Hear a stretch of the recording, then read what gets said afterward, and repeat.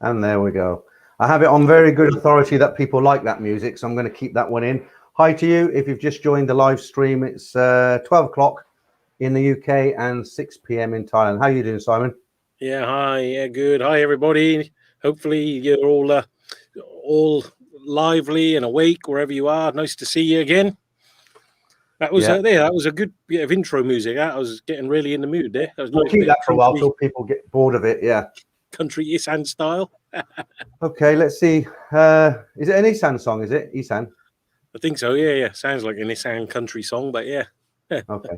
Let me just say hello to everyone who's in at the moment. So we'll say hi to Marky Mark, Gary Russell, hi, and Chad. Can't pronounce your name. Is it Rhoda? Hi from Phoenix, Arizona.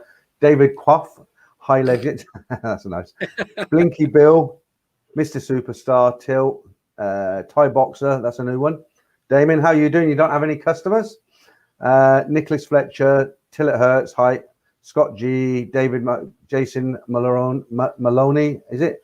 Dave Maris, Stephen. Okay, I'll put that. I don't know how do you pronounce that? Nurse Explorer. Stephen, okay. Nurse Explorer. All right. Okay. Jonathan Laylis from the Philippines. Rax. Yeah, Rax. Hi. Kansas. PA Comanche. Oh, you're in Kansas. Okay. Yeah. So, nice little international gathering as normal. UK, US. Yeah, Philippines, Australia. The pictures went down well on Saturday, so we're going to do another session of Guess the Location today. But they're a bit easier today because some people struggled with them last Saturday. So David again said the got his last name wrong again. So David, what is it? Right, how do you pronounce it? I would pronounce it Quaif. I would say Quaif, yeah. But so I'm only going to call him David from now on. So hopefully there's a guy you'll have to teach us how to say it, David. Quaif or Quaif.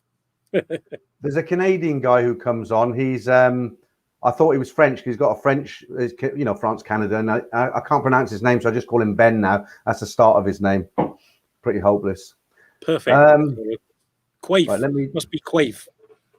Let's do these. I've just done these exchange rates. That's about an hour ago. Pretty much all the same. The Thai baht's down a little bit. What is it today? I'd missed it there. When it goes up and down, it's just the satang, the bit of the art, the bit at the end. So I think the UK pound 44.53. Sometimes it's 44.22, and then it'll be 44.40. I mean, just ever so slightly the change. 44.53. Wow, that's all right. Yeah, I'll put that up a little bit later when there's a few more people in.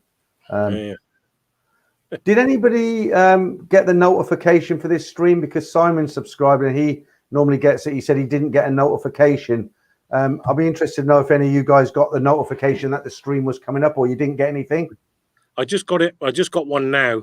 So I just got it. Thailand-Bound is live now. So as soon as we went live, I got a notification. But normally I get the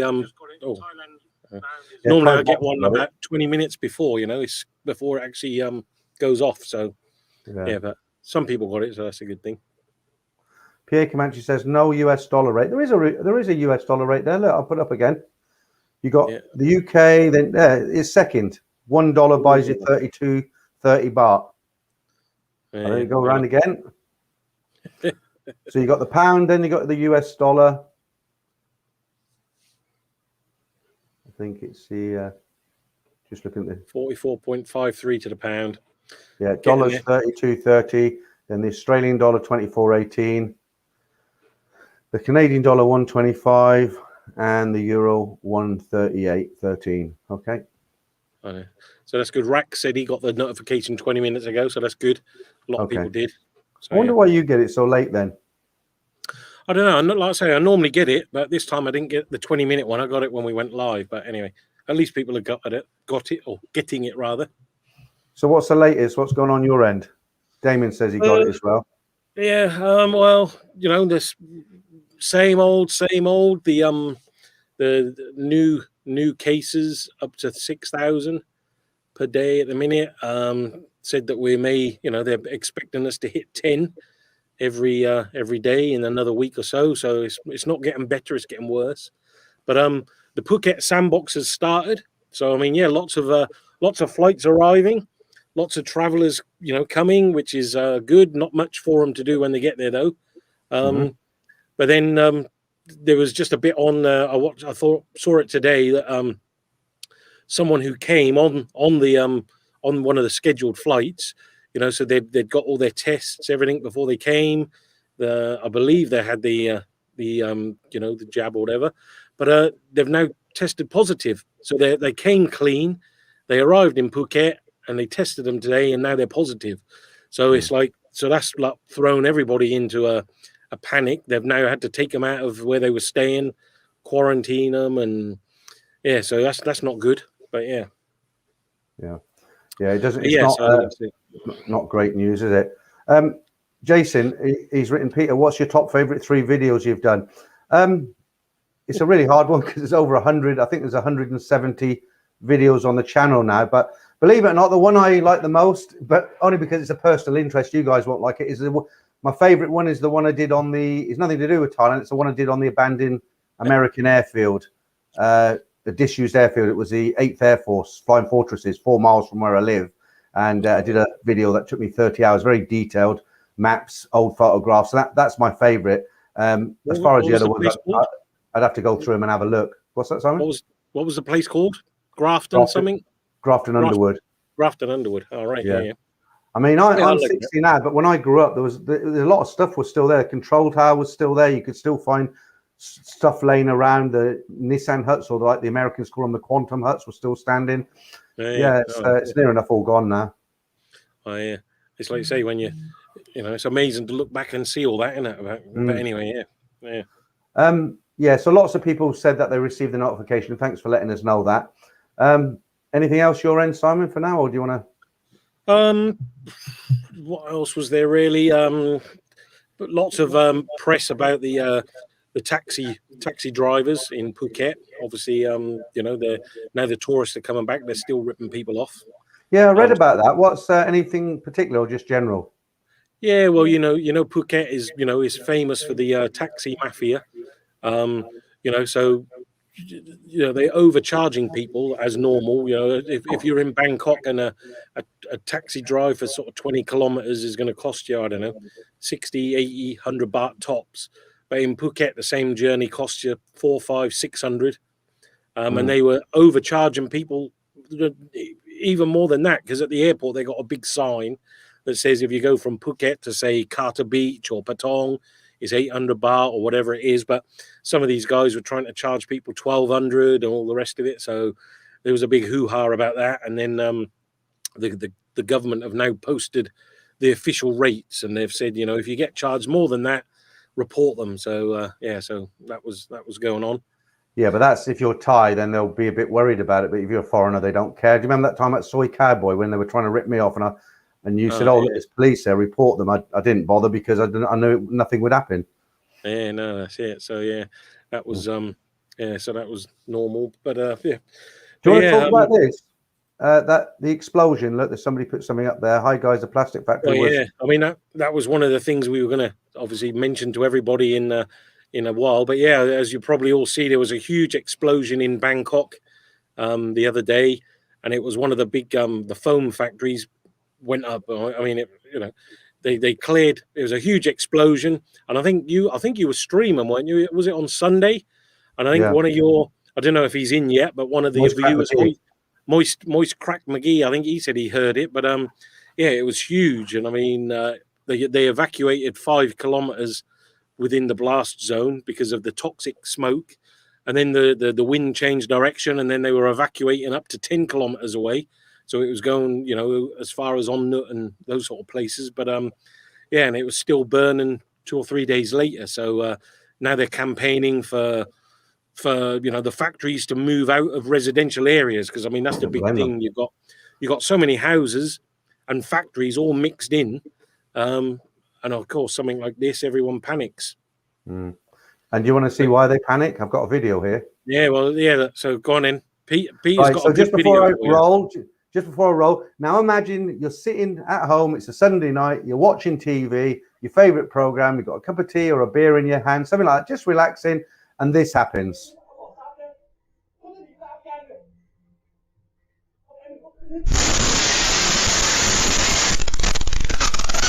Jesus, that's crazy, isn't it? But just the people were all right in that blood. Can't hear you.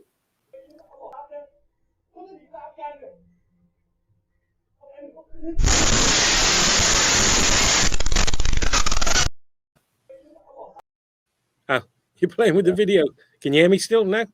Yeah, what it is when you play a video, the mic goes mute.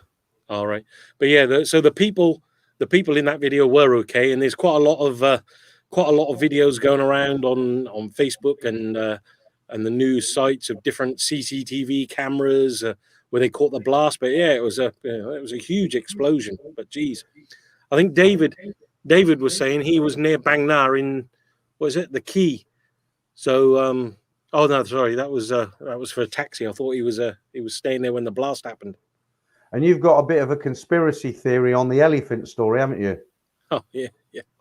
Let's let me just get that picture up again, because why don't you tell us the latest, and I'll put the picture up and you can tell us your theory. Do you remember the story about the elephant on Saturday, this one? Yeah, well, that's it. Well, that's it. The story of the elephant that kept coming in people's houses or in that lady's house to get food. And then again, this week, there was another video. So, yeah, I mean, hang on, just take it off the screen again now. Can't see it. Oh, there it is. Yeah, but I mean, there was another video this week, I think a couple of days ago, because the elephant had came back, and it was a video of it actually walking along the side of a house and almost coming in the house. And there was two of them. There's another one outside, and then this one, and so that's now doing the rounds and going viral. But if you read some of the stories, people think it just sort of walked up one day and she was shocked. But if you actually read the story, it comes there every day. So, I mean, I think she must be feeding it on a regular basis. And if you look at that picture that you put up, I mean, there is no, she said it broke the wall down, but, there's no rubble on the floor. There's nothing, there's nothing to show it just broke through the wall. So I think it's, it's obviously a regular occurrence, and but she's making the most of it or whatever, getting some good publicity out of it. Yeah, you don't. I see. When I told the story on Saturday, I just took it for what it was. But like you say, I looked at the photograph after you mentioned it this morning. And there's no rubble on the floor. It just looks like a hole that's been there for a while, and it knows to put its head through it to get food. Yeah. But yeah, like Marky Mark said, hence memory like an elephant. So yeah, the elephants know that she feeds them every day, and of course they keep coming back. But now she's looking to get compensation, for the damage the elephants have caused. So what would she feed him? I mean, the obvious thing is bananas, but she's not going to buy a big thing of bananas every day, is she? So if the elephant comes to eat, it's not going to leave till it's satisfied. What would she give it? Yeah, I don't know. I suppose, yeah. But yeah, I suppose. But I mean, bananas aren't that expensive, and she's probably got trees. I don't know. But yeah, bananas, sugar cane, right? I don't know. Yeah, I mean, what do they eat then, other than bananas? Yeah, God knows. Probably anything. Nuts, peanuts, instant noodles. Yeah, instant Maggie noodles. I mean, if you watch Dumbo, I mean, peanuts is the favorite, right? Yeah. But yeah. So yeah, right, I was just looking at Glenn as well. Just going back to the explosion. So Glenn said he's got some footage of the firemen going in and the fire nearly engulfing them. So yeah, that was scary. I mean, and unfortunately, I mean, that's the sad news out of that whole thing. I don't think there was any major casualties, but I think one of the firefighters, a young guy, I think 19, lost his life. So that was really sad. But I think that was the one fatality. But yeah, I'm glad I weren't anywhere near it. Thanks, Mark. Marky Mark's just contributed $10 to the Cronenberg Fund, so thanks for that. He did on Sunday as well. I haven't forgotten. Thank you. Yeah, thank you, Mark. Yeah, we'll wait till we get a few more people in the stream. We've got 80 at the moment. It's that funny time of day, guys, isn't it? We trying to get people in the stream at this time of day. It's difficult, but we'll wait till we get a few more in, and then we'll start the guess the images again, and we'll do 2 lots of them. I'm not going to do the politically incorrect TV shows again, because when I made it, I thought, this will be good fun. But it wasn't until I actually did it that I realised. I thought, hang on a minute, a lot of people will have never heard of these shows because they're not British, you know. Yeah, but yeah, there was a few there. So about the UK, I mean, what's happening there? Anything new happening there? Yeah, well, I mean, didn't I see the news they're going to drop all restrictions or something? Well, that's in August. This 19th of the 19th of this month. It's going to be. It's not mandatory to always wear masks. It's up to the individual. They can choose if they want to or not. I believe more than 6 people can meet. Certain venues are going to open that weren't allowed open before. And then when you move into August, apparently it's going to be total. In August, the one big thing is if you at the moment, if you get a notification that you were near somebody that has it, then you have to self-isolate for so many days. Now they're saying from August, even if you get, if it recognizes you were near someone, you don't have to anymore, But it's like Thailand, the rules change. I don't think Boris, God bless him, knows what he's doing half the time anyway. The health minister got resigned, don't you? Oh, yeah. Didn't you get a load of hassle or a load of flack for kissing somebody or something? Well, he's married and his aide is like his PA. They were they were in a lift, an elevator, and I forget his name actually. What was his name? It's Savage Javid now. Is a new one. Something like Halston? No, Heston? No, that's guys. What was the health minister's name? The one that's just gone. I mean, they said he resigned, but he was probably told, "Look, you resign, keep face, or we'll fire you," because he's married. And he was in an elevator with his aide, his personal assistant, and he was in an embrace kissing her. And that got caught on CCTV. Hancock, that's it. The Sun newspaper got hold of it and printed it, and it went viral. And people were just slating him, saying, "Look, this guy's told us to social distance. He's he's a critic. He was with this girl kissing her, and he's telling everybody don't get more than 2 meters or 1 meter, whatever it is now." And he had to go. Marky Mark says that was actually not for the Cronenberg fan. I've just noticed it was for bananas for the Elephants. We haven't got many around here, but thanks. Yeah. So he's gone. Savage Javid's in. But yeah, right. So So I don't know why YouTube's blocked that. High Fives has said Hancock. Okay, it's because of the way you spelt it. Okay, yeah. Because what it is, YouTube have a bot, and when you leave comments, if there's any swear words or anything, it holds it. It doesn't delete it. It holds it, and it will say show or hide, and it's held it. I'll put it up because it's not really offensive. He was just joking the way he wrote it. Yeah, you can see it there now. So nothing much happening. I know. Just like I say, we don't want to get hugely into it. I know you're not a huge football fan, but it's the Euro finals tomorrow. Not the final. No, not the finals. It's the Euro, England versus Denmark tomorrow. If we win that, we're in the final. So yeah. Thanks, Mike. Thanks, Mike. Cheers for that. But so come on, England for the next match, and then we'll be playing Italy. Okay, so apparently he was grabbing his girlfriend in an office, not the elevator. I thought it was in a lift. Actually, I thought it was a CCTV that caught them in a lift, but I stand corrected. Okay. Mark, the games. Oh, the games today. Yeah, they have a match tonight. I forget. I mean, I don't follow it. I'm not. I know it's 2 in the morning tomorrow morning for us here. So yeah, it'll be whatever it is 8 whatever your time tonight. So yeah, that'll be good. I might even try to stay up to watch it. Yeah, Ryan, I don't quite get that one. What? Yeah. Your pawn names the elephant. I thought you didn't like football. I don't like football that much. I mean, I don't normally watch it, but it's the Euro, and I don't think England's got this far for a long time, and it's like, well, should be good if they get through. 8 p.m. UK time tonight, and I'm sure loads of people will be following it because Thailand's crazy about football. So I saw it on the TV here. Everyone was, going on about it. So yeah, I'm trying to keep this a non-football speaking channel. That's why I'm not saying anything. Yeah. Hi to Real Cabby London. Haven't seen you for a while. And John there in Just keep talking. I said we should wind you up now. Just loads of football chat now. No, I'll turn you off. Yeah, I'm just gonna. I want to get this start these pictures. I'll just wait for a few more people to join us because it's a bit of a slow start today. But hi to everyone if you've just joined us anyway. Yeah, hi everybody. 88 Simon's in at the moment. You might have noticed Simon's sorted out his green screen. I say I was feeling guilty, so yeah, it's up.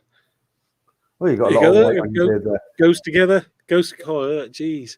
Yeah, I got a lot of white in here as well. Look, I need to show you that back again. Yeah, look at that. No, it blends up nicely. That's better. That's a lot better. yeah, that's it. Right, hi Bob Cassie, how you doing? You were in on Sunday, weren't you? Nicholas Fletcher, don't say soccer, Peter. Soccer. You remember that comment? No, what was that? Well, that's what he said, and then he said, "How dare you?" You know, when I made the 1 minute advertisement, I'm repeating this from Sunday. People get bored, but really quickly, you know, the 1 minute thing where I said, "Don't forget Thailand-Bound on Sunday," and I said, "I'm not doing it on Saturday. I'm doing it on Sunday." That's because of the soccer. I don't know why I came out with soccer. It's because I never talk about it. And I got about 10 people write to me say, "Oh, you can't, that's sacrilege. You can't call it soccer. You know, it's football." And but one guy must have been a nut job. He just wrote like that. He put soccer, then in capitals, soccer. How dare you? You know, as if it insulted his mother or something. But yeah. But why can't you call it soccer then? Well, it's in England. It's known as football. You know, the Americans call it soccer, right? And the Australians and other countries as well. But it just came out because I never talk about football. It's not something I talk about, and I'd probably heard it on an American show or something. I don't know, and it just came out. But I mean, I feel like I'm explaining myself or saying soccer. I'm not, you know. It was always called footy. Exactly. How dare you? Huh? Yeah, it was always called footy. We're going to go for a game of footy or go watch the footy. Yeah. Right, 95 in now. We'll wait till we get to 100. Then I'll start these. I'll start this competition. We've got some good competitions lined up. Actually, Simon's been delving into the software, and I've had a few people ask me about the plot line of Nat and Dave, Simon. But you're not giving anything away, are you? We want to know what's happening. I think now there's a few people who have guessed some of it. Well, guessed a little bit of it, you know, because obviously Dave is back in the UK. He's paid for the balance of the house, and Nat's, you know, full steam ahead building the house. And I just want to know if she gets caught out or not. But don't. Yeah, well, Jason's now invested in the bar business, and he's now, you know, 49% in the bar business. I really like the bit where let me just get rid of these. I really like the bit where they're sitting talking to the lawyer, and the lawyer says, "Yeah, you know, you're having 49%. Nat's got 20%. There'll be some staff in my company. We'll share out the shareholders, the shareholders, but they won't know each other." And then in the cloud, you see them giving it a high five. Well, that's it. So yeah, Dave's livid now, like someone said there. David's Nicholas Fletcher. Sorry, I went off there. But yeah, so Dave's obviously really angry because Nat hadn't called him for a week. So he's getting suspicious. She's been with me. Yeah. Well, that's it. I think he might have watched the live stream and he saw you trying to chat her up. You know, so Dave's on a mission now. He's getting suspicious. So things are going to start happening now. He's going to start investigating a little bit, and Jason, you know, who I think we probably know what's going to happen to him, but yeah, let's see. Yeah, okay. BB says he's sitting in Wetherspoons in Norwich. If you're not English, Wetherspoons is a famous chain of pubs. Do you know how they got that name, Wetherspoons? Why the guy called it Wetherspoons? He's an Australian guy who owns, I think they've got over 200 pubs in the UK. They're called Wetherspoons. That's a chain.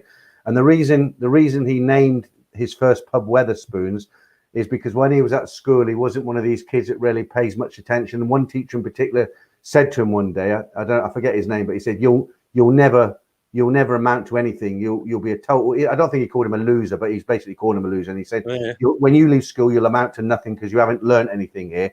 And so when he opened his first pub, he called the teacher's name was Mr. Wetherspoon. So really? Yeah, he opened his first pub, Wetherspoon. So you imagine that guy now when he looks every town he drives through, the main pub is a Wetherspoon. You know, just to wind him up. Yeah. Okay, so we've got over 100 in the stream now. So should we start this? Yeah. So I'm sure you saw it last time. So we've got a load of pictures for you to try to guess where they are in Thailand to keep you entertained. So Peter, I'll just give you a couple of clues.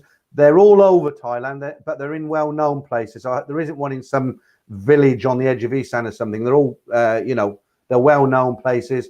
And the idea is just to guess the location. I've got 20. I'm going to do 10 now, and then we'll have a break and talk about what you guys want to talk about, some other stuff. And then we'll do the other 10 later on. So the first one might be a little bit different. The first two might be a little bit difficult, but the second two I think are quite easy. So where do you think this is?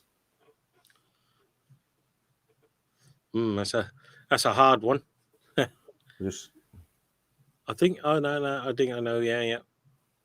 I don't think. I'll be surprised if anybody gets that. There's nothing coming in yet. I'll be surprised if anybody gets this one. Yeah. Yeah, I won't leave it up too long because I don't think it's going to be. I don't know what made me choose this one. Right, I don't know where he's got it yet. Last 5 seconds. Right, let me take it off. And it is. There you go. The Bangkok in Royal Palace. Yeah. Oh, that wasn't the place I was thinking of then, because there's one that looks just like that near to me, and it's quite famous because all of it's right on the Klong, so it's like it's famous for people go there and they release turtles and fishes for good luck and all that. But I don't think it is the same place. Mm-hmm. But Wat Pra Gao, yeah, that's the main temple, that one. So yeah, so not many people got it. I don't think anyone got it, did they? Wat Pra Gao, that's the main palace, isn't it? So I don't know if that's the same one. Yeah, right. I'll do the second one now.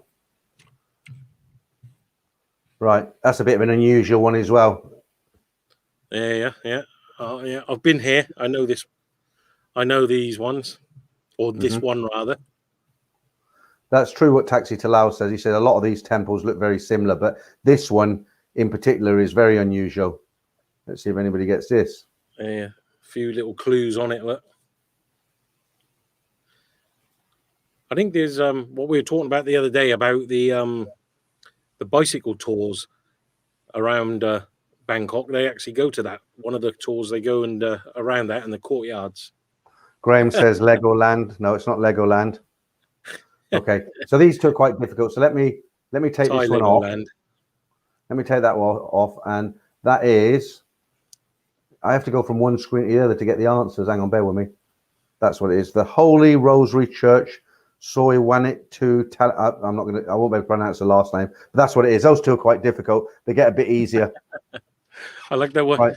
Comment from Les Rez. Looks like the new Chinese restaurant on our high street. What's Franco saying? Hi to Franco. Question, nothing to do with Thailand, Mr. Peter. Just wanted to know what's going on. Yeah, they're the biggest house on that street. There's a water leak and it's flooded like it normally does. And Anglian Water up there trying to clear it of pumps, so they've closed the road. Nightmare, absolute nightmare. Right, let's do you were on about earlier, wasn't it? Yeah, we will talk about them bike tours. We'll talk about that after these, shall we? And then.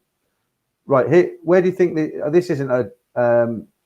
Yeah, you should get this one. This is a really easy one. Where do you think that is, guys? Should get a lot of people should get this one.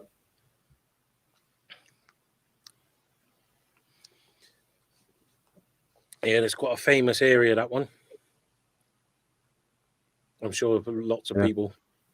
Glenn says, are you able to list the name on the right-hand side? The left side is where chat views show when on full screen. Yeah, you have to reduce the screen, Glenn, so that the chat's on the right, and then the software's limited. If you have a full screen, no, the answer is to your question. You need to reduce it so you've got the screen on the left and the chat on the right. Yeah, so Taxi to Laos got it right. Yeah. No, it's not the float. Old Fogey. He got it right. Grant got it right. Okay, the so corner Rajadamri and Ratchaprasong. Yeah, so there you go. Yeah, Bo. That's right. Yeah, it's the Erawan shrine. Yeah. So that was quite a few. I don't know if if you've never been there, it's a good place to go when you do eventually come to Bangkok and things are back to normal, because they normally have the Thai dancers there every day as well, because people. They give donations to have the dancers perform every day. So there's always a busy area. Bo Luca, remember that? Yeah. So So Scott G, is it the Erawan Shrine? Yes, it is. Nicholas Fletcher, I think it's Bangkok and been there. It's definitely Bangkok. Yeah, I mean, it was quite after that incident, you know, where they had the attack there. I mean, it was all back to normal quite quickly. I mean, it was amazing how quickly they cleared up the city, you know, around that area and had it all back to normal. But yeah. Yeah. Okay, you ready for the next one? Right, Yep. this is really easy. This is so easy. This, and what I've actually done, I've covered up all the signage with software. I've blanked out all the signage. So where do you think this is? It's an easy one, actually. Yeah, I know that one. You know where it is, don't you? Yeah, I've been there quite a few times. I think it's actually gone or going. But yeah, I'm sure people know that, quite a famous place. Mm-hmm. Anyone getting it yet? Have we got anybody? No one got it yet. Okay, no one got it. Really? Well, no one. I haven't seen any of the comments coming in yet. No, it's not Beach Road. Oh, you'll kick yourself. No, it's not Nana. Okay, Bo Luke, you got it right. Well done. It is. Yeah, It's actually closed now, isn't it? The Hard Rock Cafe, Siam Square, which has been there for 30 years, and now they're opening a different branch somewhere. They've closed this one now, and they're just going to open somewhere else in Bangkok. Let me just get rid of that one. Okay, this one will be a little bit difficult. I've never been here. No, I haven't been there. I won't leave this one on for too long. I'll be surprised if anybody gets this one. Yeah, that's a difficult one. I mean, the thing is, in Bangkok, there's so many nice rooftop bars. Rooftop bars now. There must be, I don't know, 10 or more decent rooftop bars now. Well, have you heard of that place? That's where it is. No, I've not been to that one. The Roof at Siam. Hmm. I haven't been to it. It looks like it's a bit out of town, doesn't it? Yeah. Right, okay. Yeah, So I've not been there. Let's get rid of that. And I think the next one's quite easy, but I think you've got to have been there. But it's been in the news. This next one has been in the news lately quite a bit. You'll know what the building is, but just what the name of it is. Yeah, I don't. I mean, that's a cool. Taxi to Laos, on the Hard Rock. Taxi to Laos said I've been there. I didn't recognize it. Chris Merton, no clue.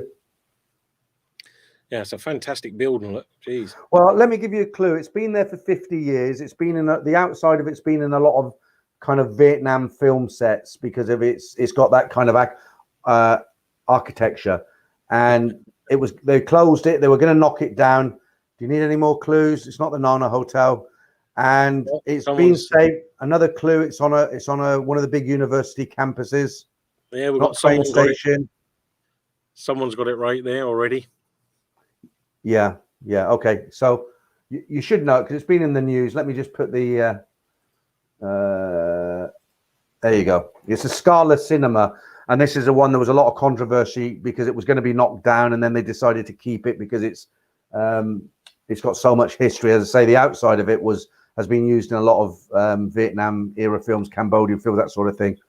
Yeah, so we got Grant got it right, and then Sid, is it Sid or something like that, and a couple of others guessed the cinema but just didn't get the name. So yeah, that was. Yeah. I've never been there. I've been around the outside area. I haven't. When I go back, I'm going to make. Where is it located? Then what sort of area? I'm sure isn't that the one in Chinatown? Well, Chinatown you can get to very easy, can't you? Sampeng, you take the underground. I'm going to go and have a look at it because I'm interested in architecture. Right, this one is easy as well, but again, you have to have been there. We'll do 4 more for now, and then we'll give it a break. Right, so where do you think that is? You know where it is, Simon. I know where it is because I prepared the picture.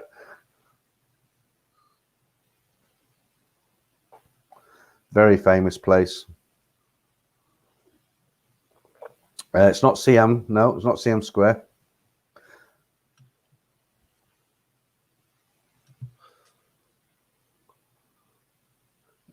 Oh yeah. A couple of people have got it right already. Yeah, this area. Okay, so once people get it right, what I do, I'll put the name of it on there because it's Chris Beach Road. It's famous for a lot of people who do shipping, like they'll buy, well, not so much now, but they used to export, cheap T-shirts and that sort of thing. Yeah. Right, you'll have to keep the chat going by yourself for a minute, Simon. I think because I think I've got I've got my CCTV. I'm expecting a delivery. Let me see if he comes up. Just nip out. Quite a few people got it right there. Yeah, Sid, Pratum Nan, Mick, Bayok, Wandering Soul, Pratum Nam. Yeah, and just on that, on the Scala Cinema thing, what some of you mentioned, you're right. I got it wrong. It's not in Chinatown, yeah, but that Scala Cinema was in Siam. So yeah, it's been is there. I think it's Siam Square. It was around, and I think a lot of people remember it. I think it was there from 1,000-seater since about 1950s, 1960s, something like that. But they had loads of. I think The Undefeated was screened there in 1969, and loads of famous people have obviously been there and had a look. So yeah, that was quite good. Right, our next picture. So while Peter's gone, you've got the one Pratum Wan. So the next one, some of you will know this. Do you know where this one is? So I'm sure if you've been to Bangkok a few times, you've probably been here. Those that know the industry will probably be able to guess this one. See if anyone gets it right. So whereabouts is this?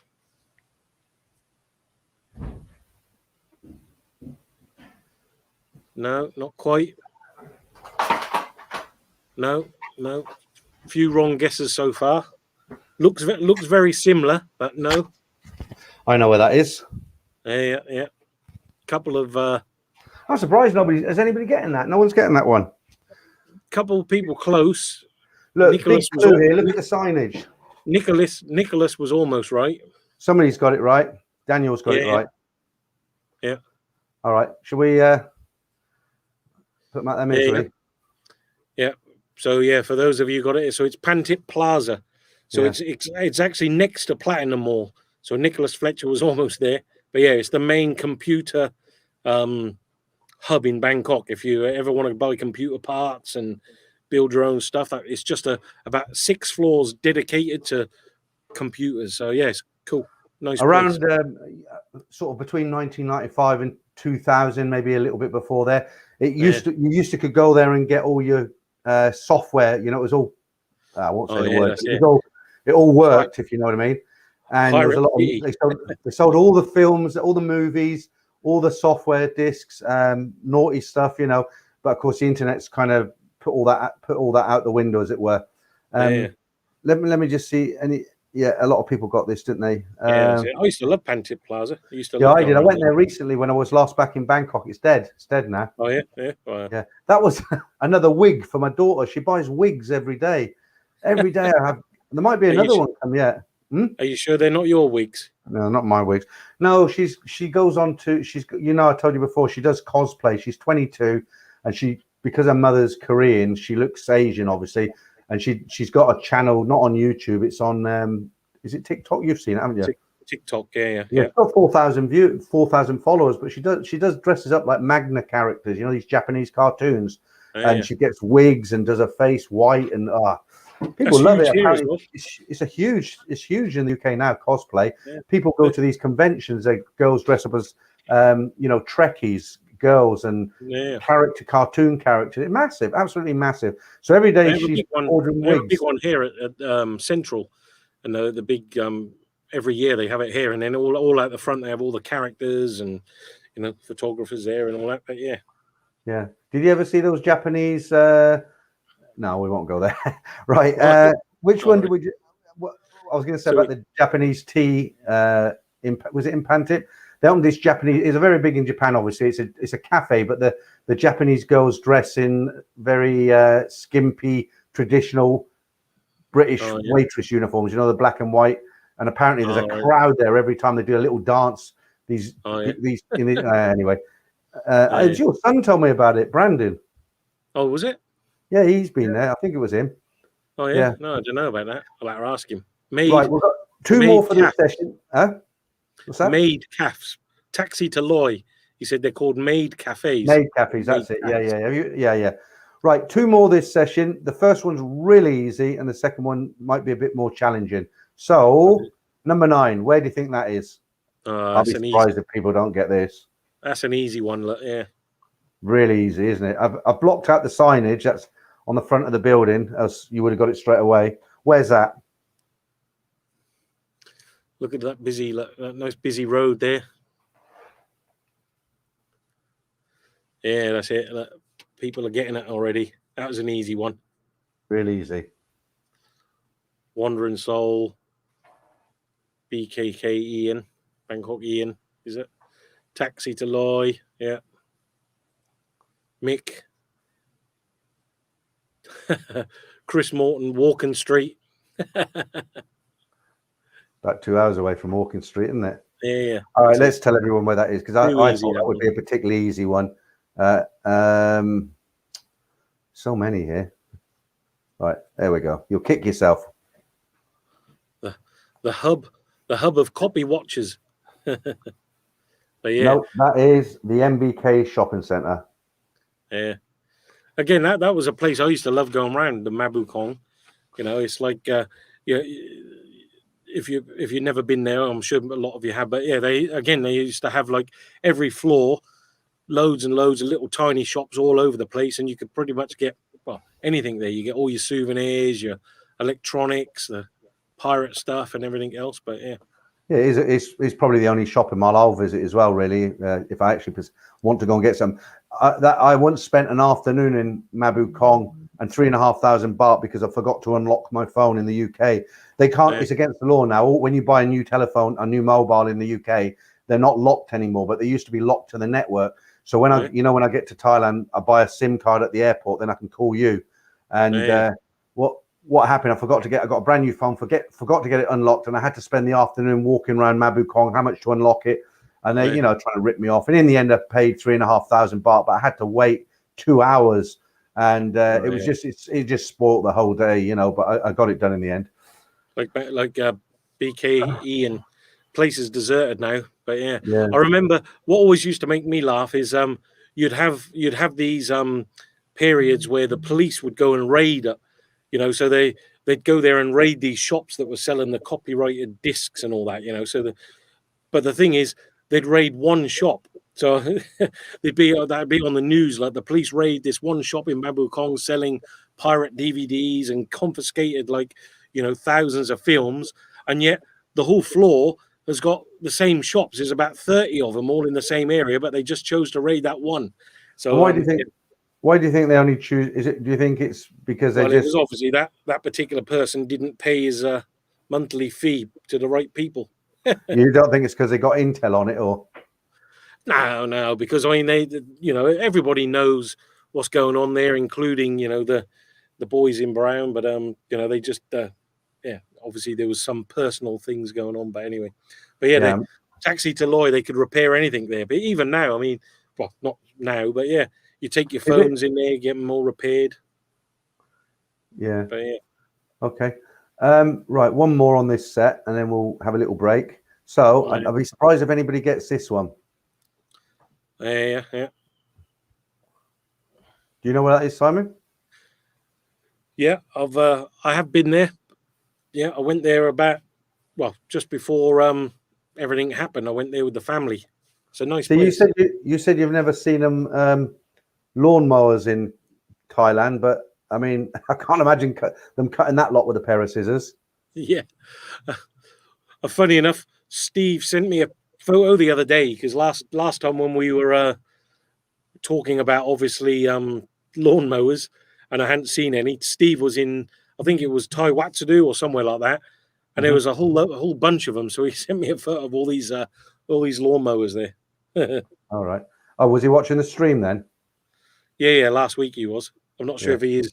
I'm not sure if anybody got this one, did they? It's the Nong Nooch Tropical Botanical Gardens. The reason I put that one up is because I thought, sometimes, some guys, what they do is they've got girlfriends when they go over there, or holiday girlfriends, whatever, and they go out and do all these touristy places, don't they? I know some guys they don't like sitting in bars in the evening, so they'll have a girl and they'll go around all these sort of tourist places. Okay, so that's 10 for now. We'll keep that for the moment. We've got 10 more later. Sorry, I was just looking on there as well. Couple of comments there. T&J praying for the 1st of December. What's happening on the 1st of December? Well, they said the 1st of October to start with, didn't they? And then that changed to 15th of October, the 120 days, they said. All right. I don't know. Oh, yeah. Okay. So, yeah, I mean, I know it gets pushed back each time. So I think this thing with the sandbox don't help with, the case that happened today. So that's not going to help matters. Yeah. Okay. But I think that's the thing. There was an article on CNN as well today with Jonathan, the guy, I can't remember his last name, the guy who reports on Thailand a lot. But this is the thing. I mean, the same where everybody in Thailand just wants to get the restaurants open again, but they were all open, and then suddenly last week they closed them all down again. No dining in. So it's like there's an article on there with some of these shop owners saying, we want to get back to normal. We want to reopen up. We need to, but it's good that the UK is, like you say, on the 19th of July or whatever. Well, it's not fully on the 19th. They got a lot of measures will change on the 19th of July, but then you have to wait to August until it's fully, everything's back to normal sort of thing. But I get emails from people, and quite a few people have written to me and said, I've just had enough of this now. I'm changing my destinations. One place that came up was Nicaragua. Have you? Apparently, you can go there. It's fine. I don't think I don't want to give out any false information, but I was talking to a YouTuber who's based there, and he said people should come here. He said it's easy to get here. Other people were saying, pardon? One place I've never been, Nicaragua. No, I don't want to get too sort of into it, but he looked like he was having a lot of fun there. Put it this way, he had 4 friends standing behind him. All right, yeah. So TJ go to Thailand 1st to the 28th. That's a nice long holiday. When? From the 1st to the 28th of Feb. Tom booked for the 5th of November. Oh, you guys you've booked it already, have you? Wow. Yeah. So I mean, I'm hoping to get over there for Christmas, have Christmas lunch at Simon's. My wife's going to Korea, but I'm not going to go if there's loads of restrictions on. I mean, it has to be properly open. I don't mind if I got to show a certificate, but if it's all time stamped, I've got to get it from something from this embassy, and then I've got to get something from the airline, and I've got to get in before a certain date. I'm just not going to bother. It's just really too much hassle. Somebody wrote to me last night and they said, what's the thing you have to get? Is it a COE? Yeah, certificate of entry, yeah. Yeah, this guy wrote and he said, I've given up. He said, I spent 4 hours online yesterday. It wasn't working. Yeah.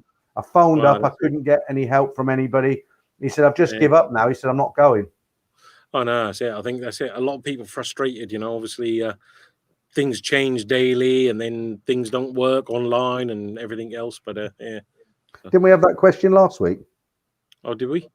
I don't know. I just saw it come up with Nicola. What's your favourite? Yeah, because I can remember your answer. You said pad thai. Yeah, no, kapow. Kapow, that's it. Yeah, kapow. Yeah. Okay. So yeah, well, just touching on that, in case you missed us earlier, what case with the sandbox? Well, we were just recapping earlier, and obviously Phuket's now open, and people are arriving. They got tour groups coming, and things are looking up. But then today or yesterday, I think it was, one of the people who came, he was clear before he came, so didn't test positive. Everything was cool. He came here, booked in his hotel, everything, and then they tested him yesterday, and he's positive. So now they're trying to work out where did he catch it from, because that's sort of really thrown a spanner in the work. A healthy tourist coming here, and now he's suddenly tested positive. So, I was saying on Saturday, I read that an aircraft came in, and one person that had it on the aircraft, I think it was from Bangkok, but I don't know what they did after that. But everybody had to get tested and stuff. you know, anyway, also, should we move on from the big C? Yeah, also the Prime Minister, he's now gone into isolation because he was exposed while on his trip to Phuket. Yeah. Right. Hi to if you just joined us, everybody. I'm going to show that video again. You know, there was a massive explosion on Sunday night. I was doing the live stream. Somebody heard who lives not too far from there said, "Wow, there was a big explosion," and we all know what it is now. But if you haven't seen it, this is a video of some people who were sitting in their front room watching TV, minding their own business, and this is what it was like to be on the end of that. You know, to be close to that explosion. I showed it at the beginning of the live stream. If you haven't seen this, this will shock you. Genuinely, it did me.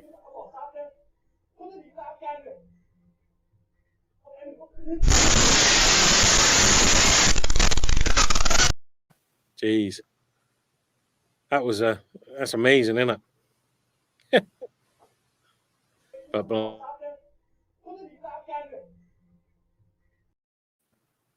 That's it. You keep putting it back on again. No, I know. I thought you clicked it on. Was it me or you?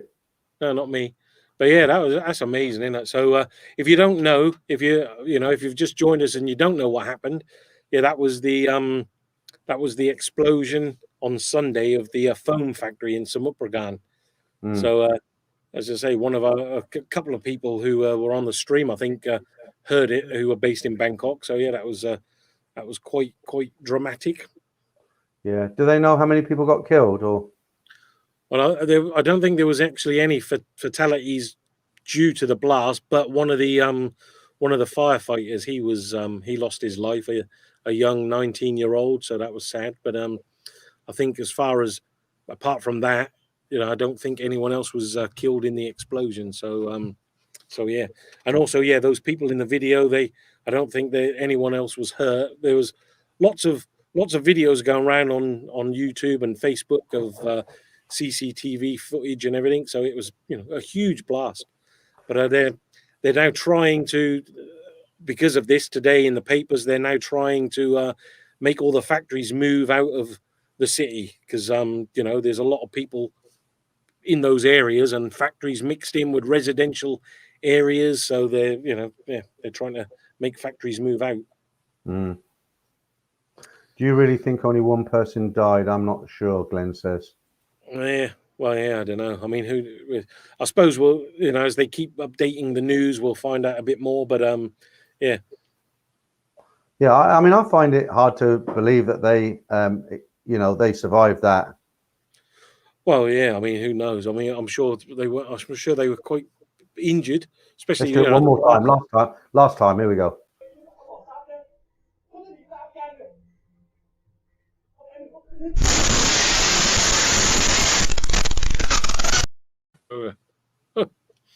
Jeez.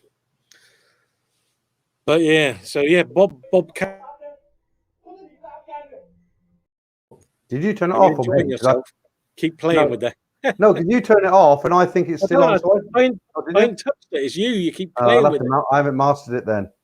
You know the microphone's mute when it plays a video, don't you? Yeah. All right. Yeah. But like Bob Cassidy says, yeah, Rayong seems dangerous with all the chemical in industrial plants. Well, yeah, Rayong. I mean, that's where so many refineries are all around Rayong. And I mean, I went to one not so long back, and there's a huge oil refinery right on almost the main road, but literally sort of, I don't know, 2 minutes just over the other side of the road, there's a huge housing estate, with all these nice big houses and everything else. So, God, yeah, definitely a dodgy area. Look at that comment from Marky Mark. That's it. I read it wrong. I thought you said maybe it was the elephant breaking wind. But yeah, no, definitely avoid the chemical plants for sure. Yeah, I remember years ago, and I'm talking, God, it must be 20 years ago. I had an apartment in Nat-Plaza in Pattaya, and there was, as you're looking at the balcony, sort of the main Pattaya Beach Road was kind of on the left as I'm standing on my balcony. So you go left is Pattaya Beach Road that way, but a long way off because it's North Pattaya. And over there, you had all these, like you say, refineries and stuff for ships come in and fill up. And I remember one night one of them exploded, and it was like it's it's really far away, but I could hear it. Oh yeah, well that's it. I mean, there's so many chemical factories, and like you say, Bangkok is such a sprawling city. There's no real. I mean, there are zones, but I mean, there's no real. I don't know, clear areas that's just for factories or just for housing, like you get in a lot of the other countries. I mean, everything's just sort of sprawled over, and people have opened factories and they've built a housing estate next to it. So yeah, it's a bit of a mishmash. And I bet the health and safety is not there, is it? I know we overdo it here in the UK, but it's there for a reason, is it? I can just imagine the stuff that goes on over there, in these factories and what have you. Yeah. Okay, so he said, T&J Intimate, what year did you have your apartment in Pattaya, Peter? God, it was a long time. It was when Sam was alive, wasn't it? So it must have been. Oh yeah. I've had a couple of places down there actually at different times, but the one I'm talking about was about 96, 97, around that time. North Pattaya? It was in Nana-Plaza. So when you get to, when you get to the Dolphin Roundabout in Pattaya on the second road, so if you turn left at that roundabout, you'll go down to the beach, you'll straight over, and that'll take you into North Pattaya. And then there was, if you go right to the next roundabout, there's two big soapy massage parlors there, but I think they're for the Thais use them. But about halfway between that massage parlor and the Dolphin Roundabout, there was a really long soi that led down to almost a private beach. It wasn't private, but when from the balcony, it looked like a little private beach. You didn't see anybody on it. Oh, yeah. People Thais used to fish off it. Oh yeah, nice. Wow. Yeah. So, okay. 135 in. Hi to everyone on our regular Wednesday stream now. You're going to do your next round of photos, or did you want to tell us a bit more about the cycle tours, because I'm interested in that? You were saying about you did mention it before. I wasn't really listening to. I was doing something. I should have been listening. So what, you can book cycle tours on the back streets of Bangkok, you're saying? Or yeah, I mean, not so much now. I mean, obviously because of what's going on, but yeah, I'm talking pre, nothing's gone on now. There's quite a few companies, and basically they do the cycle tour. So you go there, there's normally 10, 20 people on the same day, and you all get your bikes and kitted up, and then they do, the cycle tours all around Bangkok, and a lot of them spend a time around Chinatown and around that area, and there's some of the places you go to, you just never expect it there, like that church, and there's a couple of other courtyards that they're in the middle of this bustling Chinatown, but then you'll come across this, huge church with a really sort of old and what do you call it, Portuguese Mediterranean style architecture. But yeah, it's really, really nice. So and it's a great way to see the city, obviously. Is that foreigners running that kind of business, or Thais? Yeah, there's. I think there's mainly expats. So yeah, so I mean, there's a guy, Mark. He does one. There's a Danish guy, I think he is, who's got a YouTube channel. He does some. There was a company called Spice Roads who used to do some. I think they're closed at the moment. But there's quite a few.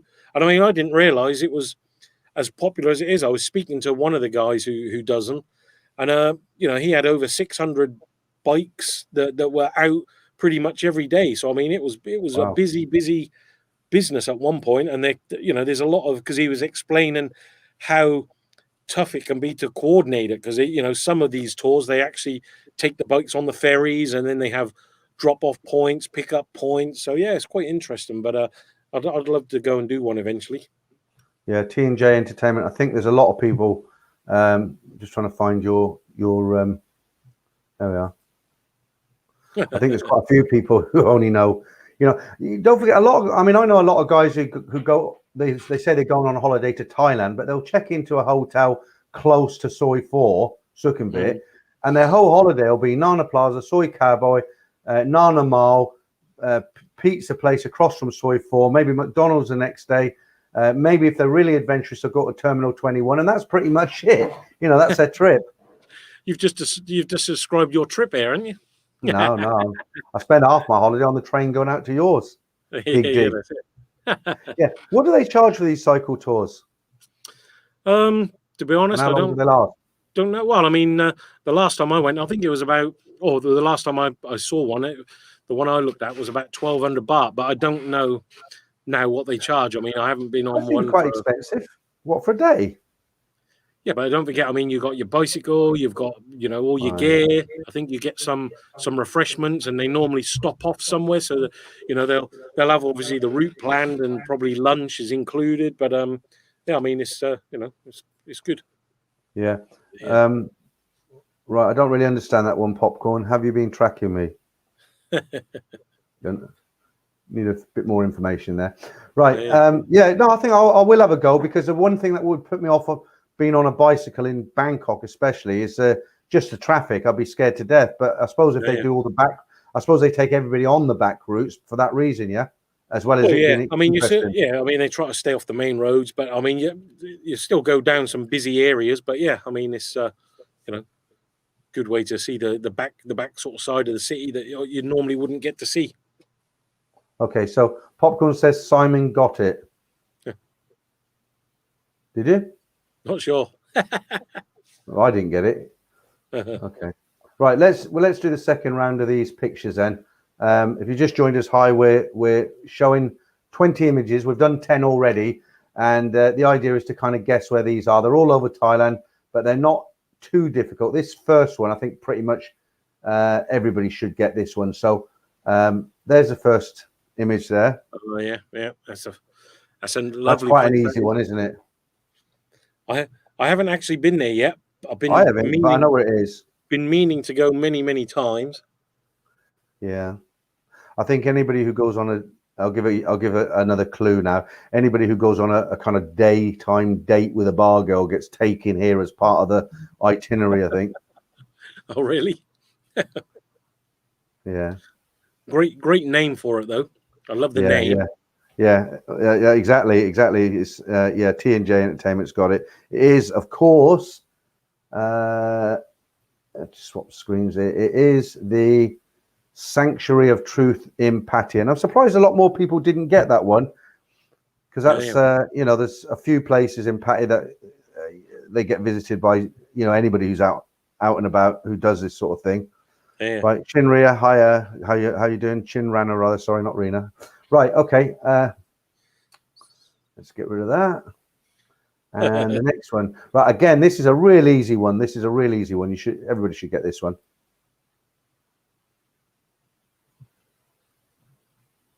Yeah, okay, I got it now. Popcorn, yeah. Right, where is that? Yeah, this one.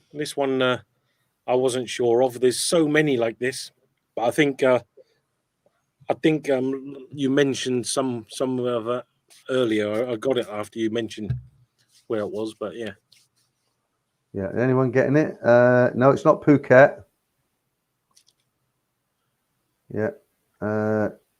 It's a really famous one, and you'll probably kick yourself on this one as well, because look, I'll give you a clue. You have to get the name of it, but it's in I think it's in Pattaya now. I've forgotten now, because I haven't been here now. When I looked at when I took the when I got the photograph, I'm going to give this one now because I can't remember. It is it is Pattaya. Look, the big Buddha Pattaya at that temple. I'm not going to try and pronounce it. What Prayai? Yeah. Okie dokie. Hill. Right. Yeah. Okay. So this one's going to confuse you a little bit. The only clue I'll give you is it's not Pattaya and it's not Bangkok. That should give you a clue. I know they all look the same, but this is quite a famous place in Thailand. But again, the clue is not Pattaya, not Bangkok. When I first saw this, I thought it was behind JJ's Market, where you had JJ Mall, but it's not. Yeah, Popcorn says it's not popcorn, it's Poppycom. I know. I was. It's my dry sense of humour, Popcorn. I hope you don't mind. Right, Till. Ed Sweeney visited there. Okay, so that should. Yeah. Okay. Mick M's got it. Yeah, it's the Chiang-Mai Night Bazaar. It's quite a famous. I didn't know Ed had visited that, so if anybody's watched his video, they would have known. There you go. The Night Bazaar. Yeah. That's the thing. That's the one thing Thailand's never short of: bazaars, markets, and shopping. That's right. Absolutely everywhere. Night markets, bazaars, food. Yeah. So it was the famous night bazaar in Chiang Mai. Now this one might be a bit challenging, but if you've been here again, you'll know where it is. Because you didn't know where this was, did you, Simon? No, I didn't. Anybody know where that is?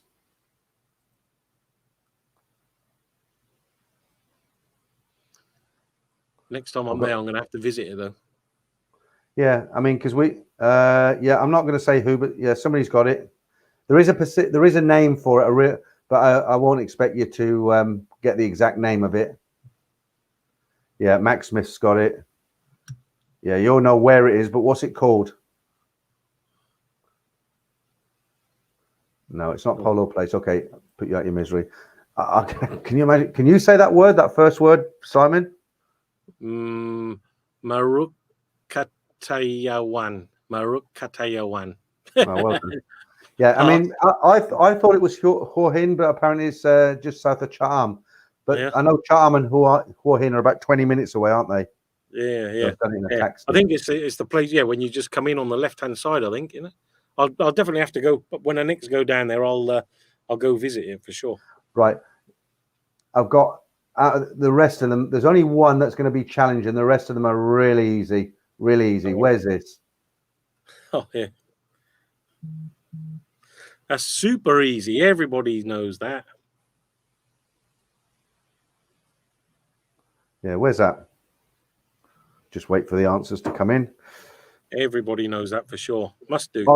I remember going through there on a sailboat. A friend of mine had a yacht, a proper, yacht. He had a few, Yeah. Many people getting it.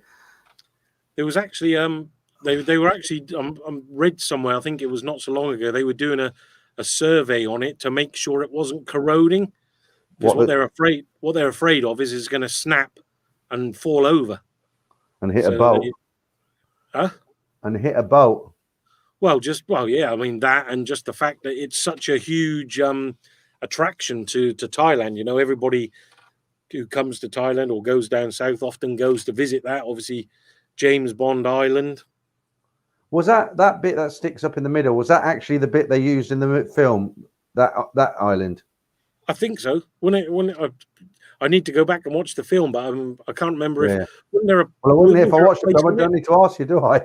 Yeah, was there a place on top of the roof, on top of it, or not? Which James Bond film was it in? Even I don't Anyone know which the film roof it was in? The top of the mountain opened up, didn't it? And oh yeah, yeah. Right. Okay. I don't think anybody's going to get this one unless they're really adventurous. But it's a beautiful place. Where do you think that is? I haven't been there. I'd like to go there. Oh yeah, that looks lovely, doesn't it? And I'll give you a clue. It isn't the Erawan waterfall. It's not the Erawan waterfall. Oh, the man with the golden gun, Bob says. I'm going to have to watch. I'm going to have to watch that now just to see it. Yeah, me too. I'm writing it down as we speak. Okay, so I'll get rid of this one because this is. I shouldn't have put this one up. It's too difficult. It's. Yeah, but somewhere where if you want somewhere beautiful to visit, look, you can take a note of that.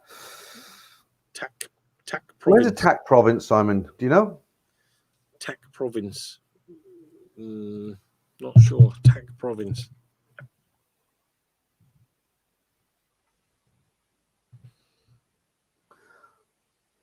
You got it there, or? Yeah, I was then looking at Tak Province. All right, okay. Bob, it's your favourite movie.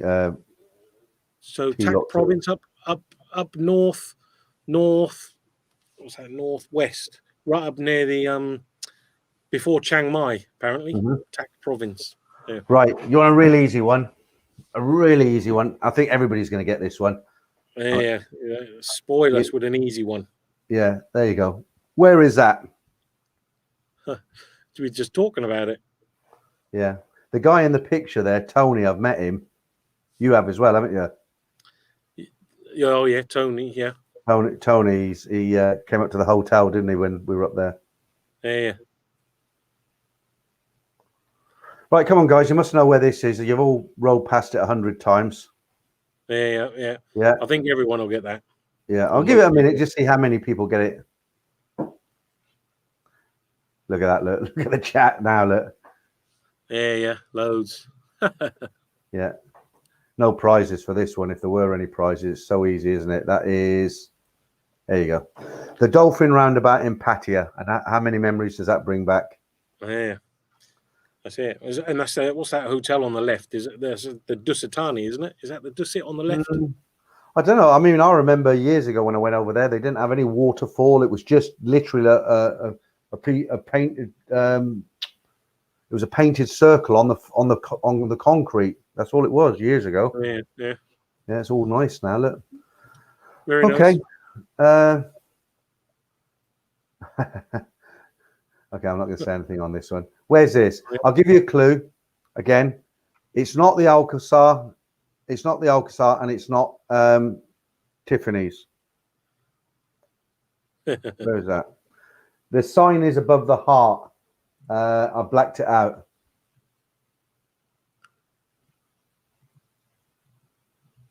Okay, so obviously that's a ladyboy show.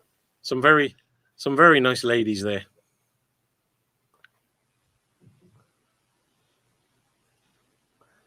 The Rose and Crown pub in Hackney, London.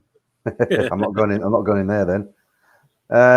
It isn't the Calypso Cat. That's a really good guess. It isn't the Calypso Cabaret, but that was a very good guess. It's not the Colosseum. Anyone else? Maybe nobody's admitted to know. Maybe nobody's admitting to knowing it. Nat's Bar. Okay, look. Didn't know he had a sideline, did you? There you go. Look, that's it. My sideline. That is Simon's Cabaret Show in Phuket, and the sign that's got the pink square over it at the top of the heart that actually says Simon's Show or Simon's Cabaret. Okay, and that's not me in the first dress on the left. No, you're in the third one, aren't you? Right, this see, I thought this next one was an easy one. I thought a lot, but I tested Simon on this earlier and he didn't get it. Not until I give him loads of clues. So where is this, do you think? Oh yeah. I'll give you a clue. It's very no, I don't want to give it away yet. Let's see if anybody gets it.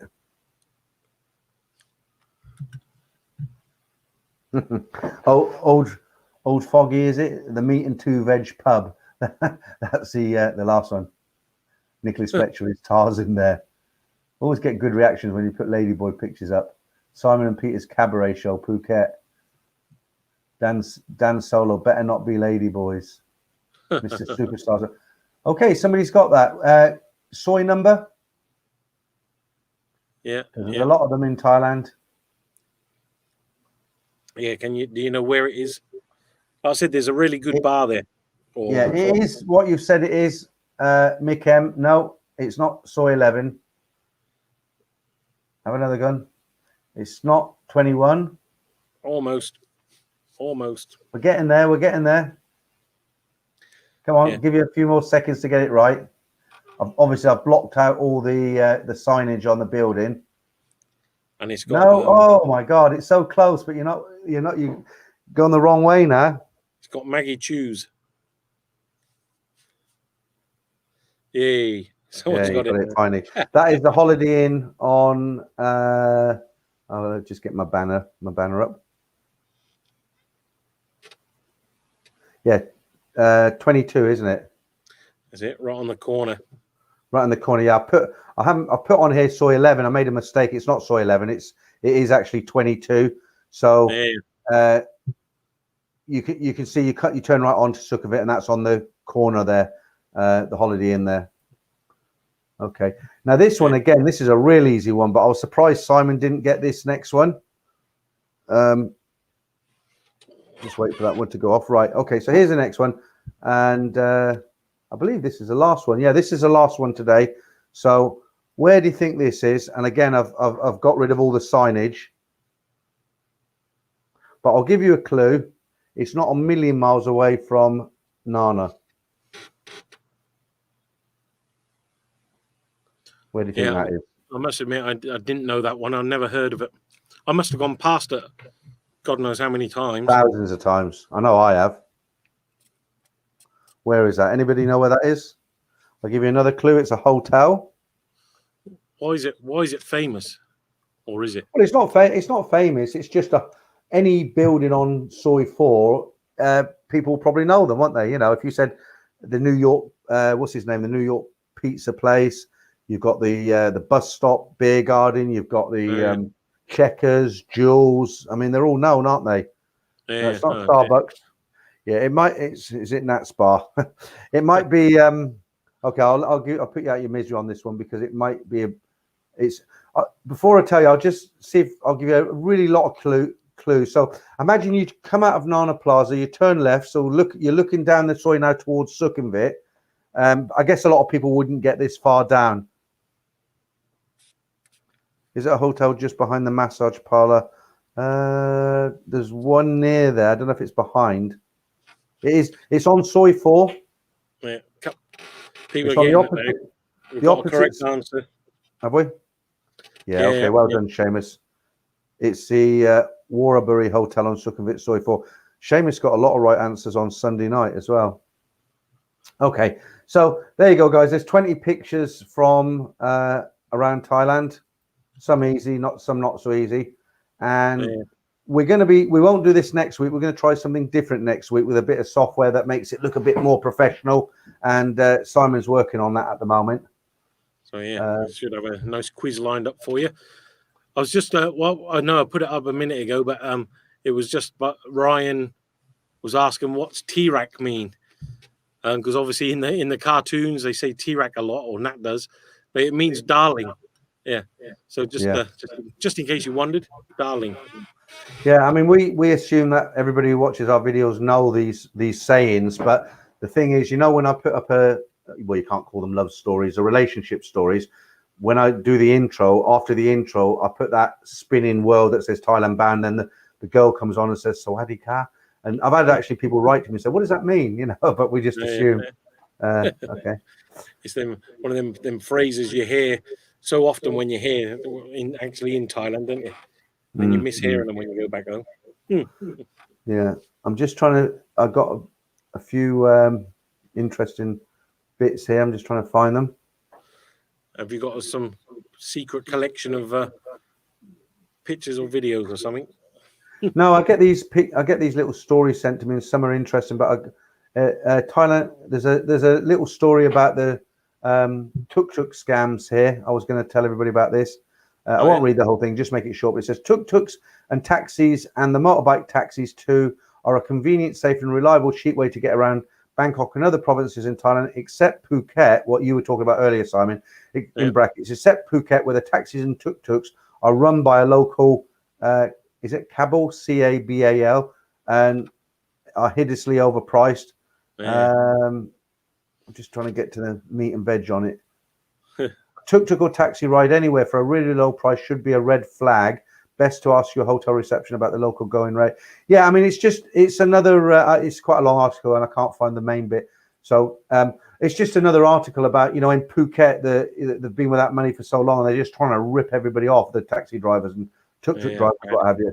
That would really, you know, I understand why they're doing it, but that would, you know, really cheese me off if I was there. Shame they didn't try to sort it out, you know, before they reopened it, because it was a perfect time to really sort of introduce some new regulations and some new I don't know, strategies. But obviously it's too late now. Yeah, and there's another article here. It says Phuket tourists explore an empty island. Yeah. Well, this is it. Yeah, with that, British couple Stuart and Angela Lucy Smith left their room for breakfast and lounged by the pool at the one of these hotels just one day after landing in the Thai resort island. Hotel employees lavished their attention on the Smiths, who are among the guests at the hotel. Yeah, it's just, you know, there's not a lot.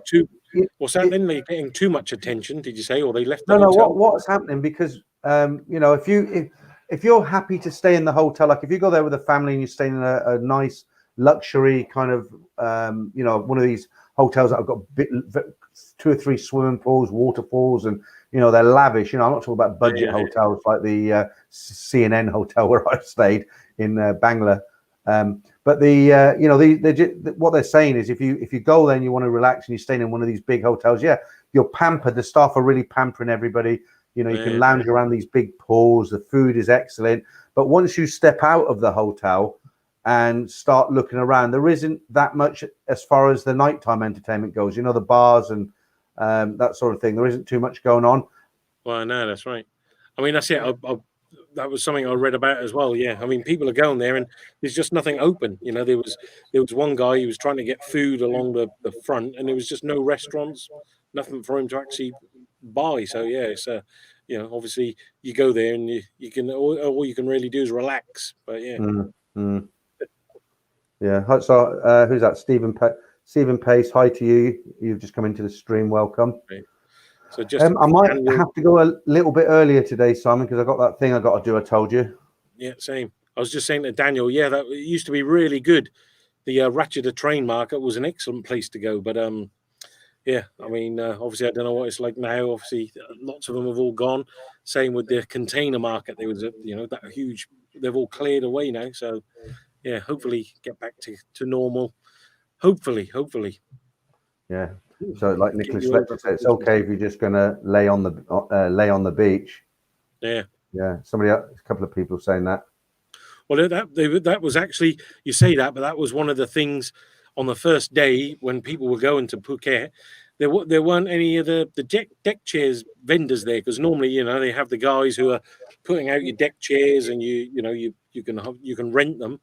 And I mean, before obviously all this happened, they actually banned them and cleared them all away, and so you had to take your own towels and your own chairs, and they banned the deck chairs. What do you call them? Attendants or whatever you call them. But so I don't know if that's still the case. But obviously there was a few people down there, and they couldn't find any while they were there. But yeah. I never thought of myself as a beach kind of person. I used to find it a bit boring just sitting on a beach all day. But I actually got into it in Pattaya. I used to like jump team beach. You just jump in the back of a BART bus. It's 10 minutes up the hill and under the road there. And then jumping is totally different to the city, Beach Road, Pattaya. Very dirty, actually, smelly drains, that sort of thing. But in jumping, I found it very nice. The only thing that gets on my nerves is the people who sell things on the beach. I mean, I'm not exaggerating, every 30 seconds one comes. And if you close your eyes and pretend you're asleep, they just shake you. They'll keep shaking you until you... That's the thing I actually enjoy. I love it. You're sitting on the beach. And that's it. I mean, you're getting everything brought along. I mean, ice cream, seafood. I like come along and sell everything. Yeah, no, I like to buy stuff if I want to buy stuff. So So if I'm sitting there and I'm feeling a bit hungry, and the woman comes along and she's got those clams with the sauce in the plastic bags that are sealed. I mean, I've never had a problem eating that stuff. I've never got any food poisoning or anything. So you're a bit. We don't get a chance to eat like. The big prawns with the dips and all that. I mean, you can go out and buy prawns from Tesco's, but the dips are, so they come along with this big thing that they got all the prawns steaming in it, and they give you a big thing of dip. You're talking probably 50 baht, 100 baht, whatever it is. You can sit on the beach and dip these huge prawns in this lovely sauce and eat them. And if something like that, I like it. But when I am genuinely just dropping off to sleep, and some guy shakes me, and he keeps shaking me. When I finally up my eyes, he's holding a wooden motorbike. I'm not interested. That annoys me. Yeah. But yeah, definitely. I mean, I think different people, different things. But the one thing is now, like some of the people were saying there in the comments, there's so many good deals at the moment with hotels. I mean, the one there was the Hilton for £40 instead of 100, and now there's just so many good deals going on. But yeah. So look, Paul Smith says, do you think the cost in Bangkok and Pattaya will be inflated upon returning? If I have to guess, I'd say yes, because there's a funny mentality where, like I said to you before, like if business is bad in most of the places in the world, they'll do promotions to get people in, try and get the cash registers ringing. So they'll do 2 for 1, they'll do happy hours, they'll do cheap drinks. But some of these bars in Pattaya, the way of thinking is like, well, we've lost all this money now, so we need to increase prices to get back what we've lost. So it's actually instead of helping them, it hinders them. So if they charge 180 baht for a beer before, they now want to charge 250 baht, then you're not going to buy a beer in that bar, are you? So it's, I think they will try it on. What do you think, Simon? I think there will be, but I think a lot of a lot of people at the moment as well. You're getting a load of new owners coming in as well. The people who have been trying to hang on, they're slowly giving up, which is obviously not good news. But and then new people are buying the bars and they'll come in. So I don't know. I mean, I think these new people who buy these businesses are going to have to do lots of promotions to attract the customers. I know the Thai mentality. Sometimes they'll say, "Oh yeah, we need to charge extra high now," but I don't know. I think there'll be some good deals and a lot of promotions just to get people to entice them back in again. Yeah, I just want to comment on something Nicholas Fletcher there. He said, I think he's just joking, but he's put haha, and the food they walk around with being in the sun all day and it's dodgy. Well, what I'll say to that is I've eaten a lot of food on the beach. I know you have, Simon, with your family, haven't you? Yeah. I've never got sick. I've never even had to keep going to the toilet. I keep it clean. But I do know people who have gone to some really nice restaurants and they've got food poisoning. They've gone to really nice hotels with seafood outside and they get food poisoning. Yet on the beach, I don't know where the food comes from. All I can say is I've eaten plenty of it and I've never got so much as a runs. What about you, Simon? Oh no, that's it. I mean, I think most of the time the food is okay, but I've had a couple of dodgy bits, at the time, because obviously, like you said, the food is in the sun all day, and if they haven't sold it, they've been trying to sell it all day, and maybe even from yesterday, and you do have to watch it a bit. But yeah, I mean, I don't think it's that bad. Most of it is done by a lot of the restaurants nearby, and then they'll come off and sell them down the beach. But, yeah, I'm just reading here that the Koh Samui ready to reopen on July 15th. There isn't a lot there either, though, is there? It's another. I don't know whether that'll happen. I mean, because of everything that's going on, and what one of the other guys said, what was it? Yeah, this one, FFF, this. but yeah, today they just announced that they might be shutting it down again because because of what's going on, and the numbers are shooting up. So they're now saying that they don't want people to travel across provinces, and they said if they can't control it, they're going to lock the provinces down, so you won't be able to travel. So Yeah, it's all happening then. So how's life for you as an expat? Because you live there full time with your family. I mean, is this everything that's going on? Is it affecting you, or you're not really noticing it, or? Yeah, it's definitely affecting us. I mean, luckily our business, we're not like obviously the the hospitality trade and that sort of thing. But yeah, it's definitely affecting everybody. I mean, we've got customers that have put projects on hold, and suppliers at the moment are having trouble getting materials. Steel prices have gone through the roof, so the prices of materials are going up, and yeah, I mean, so yeah, it is tough. And now of course you can't go places, so you're restricted in what you can do. So life has changed. Now it's very rare I go out. I'll stay at home. Business is slowing down, and so yeah, I mean, it's definitely affecting everybody. Yeah, I mean, you didn't go out too much anyway, did you? You're not really a nighttime person, are you? I mean, I know you visit. But we used to go out. We used to go out at the weekends. Weekends we'd go out with the family and we'd go to the pubs or restaurants and all of that. And you've also got all events going on. You've got weddings and parties or whatever, or meeting up with people, and you just obviously can't do any of that at the moment. So yeah, it's definitely affected life. Yeah, I just found another quirky story. This one's taken from the Tiger. It says, police raid pornography shoot at Pattaya home, 5 people arrested. I haven't read the story yet. Police walked into the middle of a pornography shoot during a raid at home in Pattaya. Was it foreigners or 5 people were arrested and allegedly told police that they got into the exotic film industry due to financial problems brought on by the pandemic. Officers say the suspects were warned for filming, can't say them words, on a smartphone and sending the videos to people in China. Pornography is illegal. Yeah, they were making films on their phones and sending them to people in China. Pornography is illegal in Thailand. Those who produce sexually explicit materials. Oh yeah. Just get to the you can face 3 years in prison, 6,000. See, 6,000 baht fine. That seems really low because if you get caught vaping, it's 20,000, and if you get caught with, like you were saying, advertising.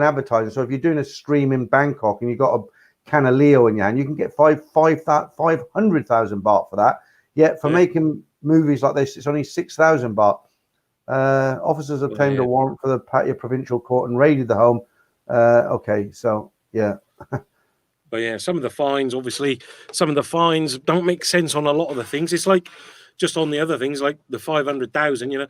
It's the banning that any advertising of alcohol is banned. Although they used to have all the signs everywhere, Heineken and Johnny Walker and all the rest of it.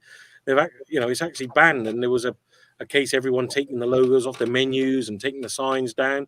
But they were then saying, now that 500,000 baht fine if you're advertising alcohol. So yeah, it's crazy sometimes.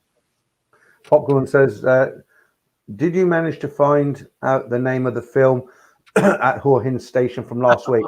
I did have a look. I think I must have got confused. So I think I definitely seen something. Maybe it wasn't like a full-length feature film. Maybe it was a documentary. But it was something. It was a drama, some kind of a drama. But they were actually filmed at that station. I can't find anything on it. I did look, but no, I didn't.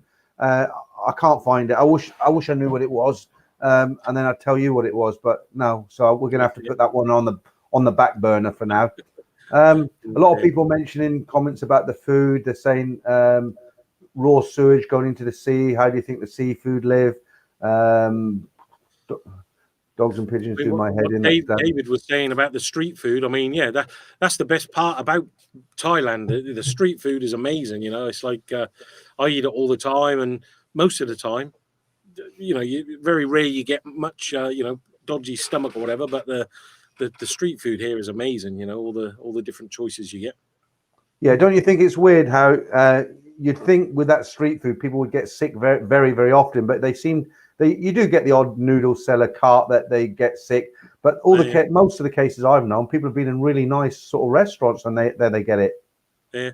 Well, also I think the street food as well. I mean, a lot of it is cooked fresh, I mean, although yes, I know the ingredients are sitting there, but it's cooked there and then, and it's not like they've prepared something and it's been sitting there for hours going cold and festering. So I mean, but yeah, I mean the street food is great.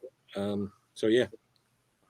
God, I don't think I should. I'm not sure whether to read this one out. It says Bangkok doctor in critical condition after being stabbed by his patient. Blood donations needed. Jesus, no, I shan't read that one out. Yeah. There was a bit there as well. Mazza, the Pattaya to Hua Hin ferry. I think as far as I know, they've cancelled it now. It's never going to come back. It was a good idea. It didn't really go according to plan.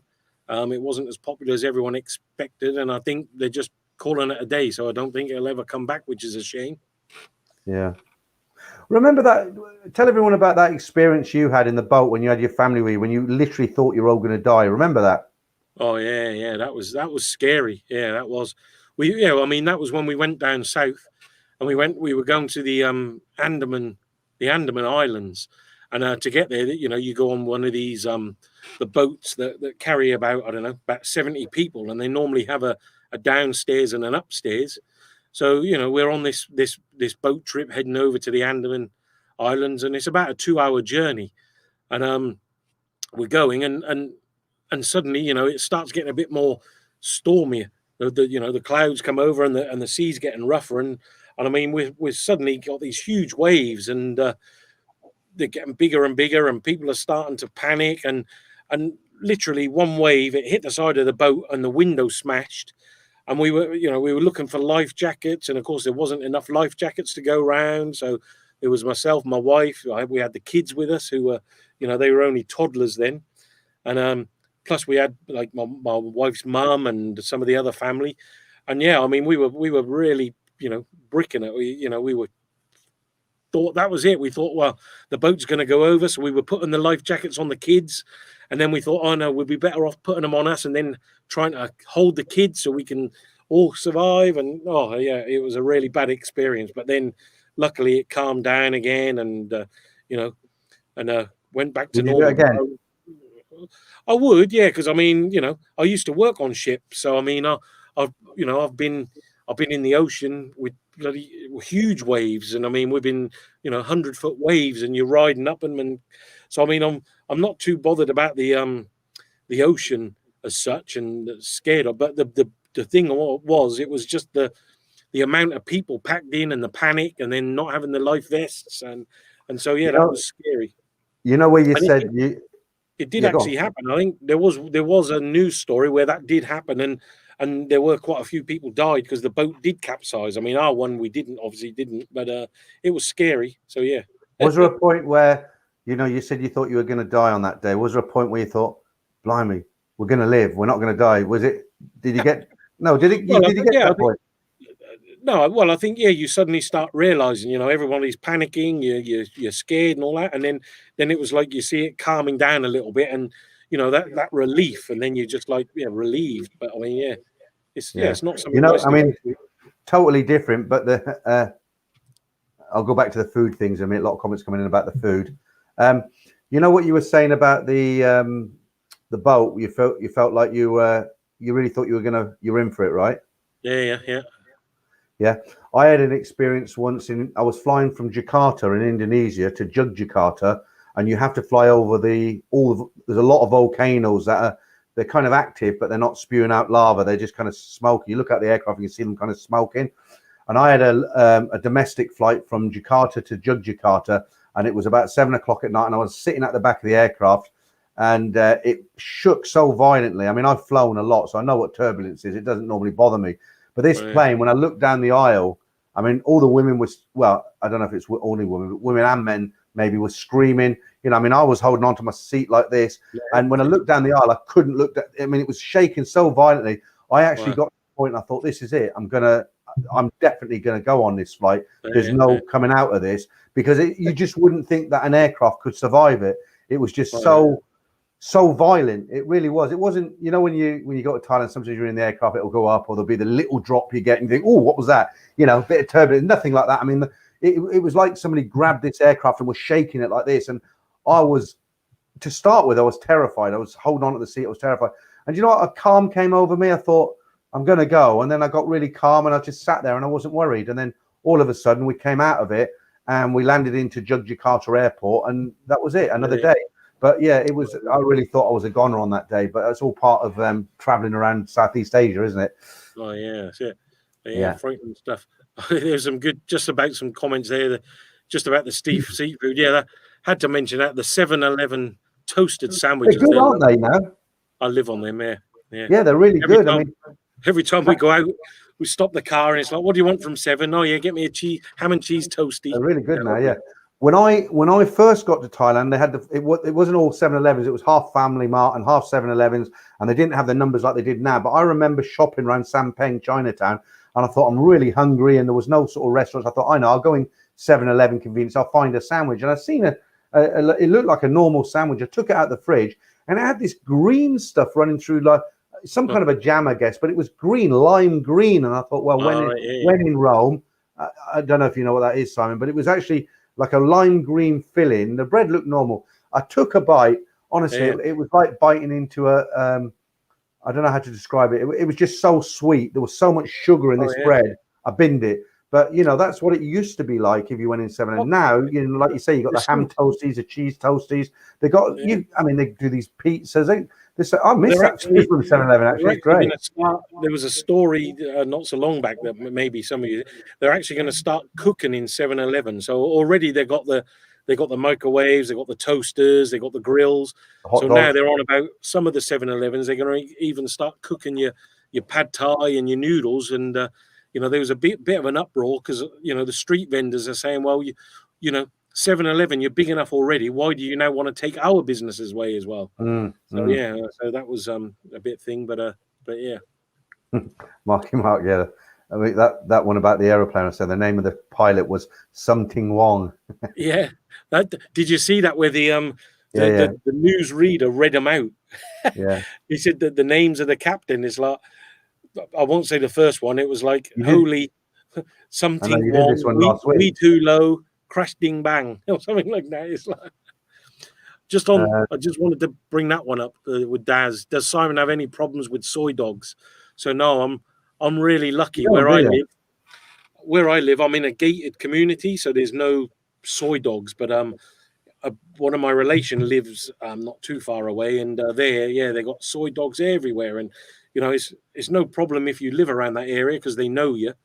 But if you walk down there as a stranger, that's it. You get 10, 15 of them all start barking and following you down the street. They're a nightmare, some of them. I never thought about that. What's Look, that? Bob says people who cannot swim will use you as a floating device, get away from others after the boat's sinking.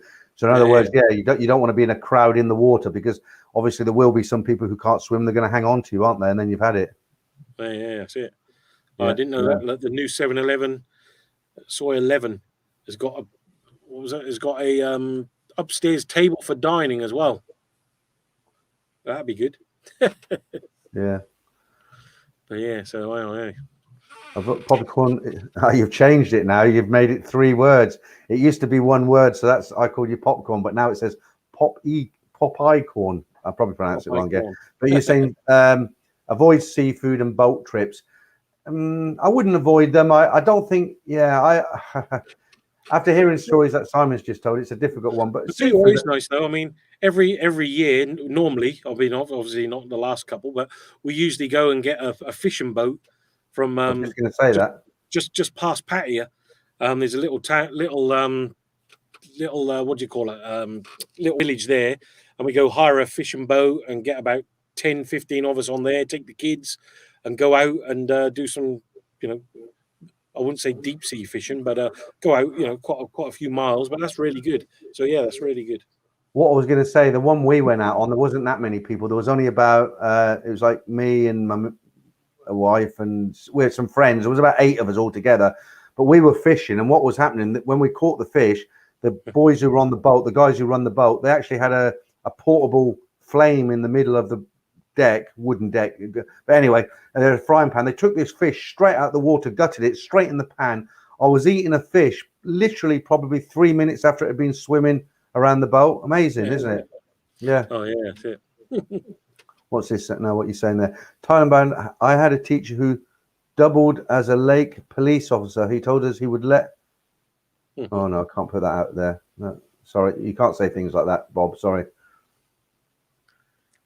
Oh no, sorry. I misread that. I just read the word after people, and I thought it was a racist comment, but it's not. So you're saying I had a teacher who doubled as a lake police officer. He told us he would let people black out before jumping into the water and trying to save a drowning person. Okay, because obviously they attach themselves to him. Yeah. Okay. Yeah. Back on this subject of the seafood. I don't avoid seafood because I love seafood, and the thing about Thailand is you get the opportunity to eat things like lobster that you'd never dream of. Someone like me would never dream of eating here. Prawns, yeah, but not lobster. But what I tend to do is I won't take them from the ice. They've got these tables. This comes up in the story actually on Saturday. But there's the ice tables and the fish and everything's displayed there. Well, flies can land on them, can't they? So if you can, it's better to kind of say, well, give me that one there. But it's not foolproof because they could swap it. But the other thing I look out for, which is a really good tip, is if you want seafood, just look for a place with a high turnover. Because if you've got the waitress standing at the door trying to beckon you in, there's no one in there, then the chances are that seafood's been laying around for quite a while. But if that restaurant's really popular and people are coming and going all night and they're constantly taking the fish out, then you're probably going to get fresh fish. I mean, that's one of the things. Just on that thing that Tom was saying, some of those lobsters look more like aliens. Have you seen the horseshoe crab?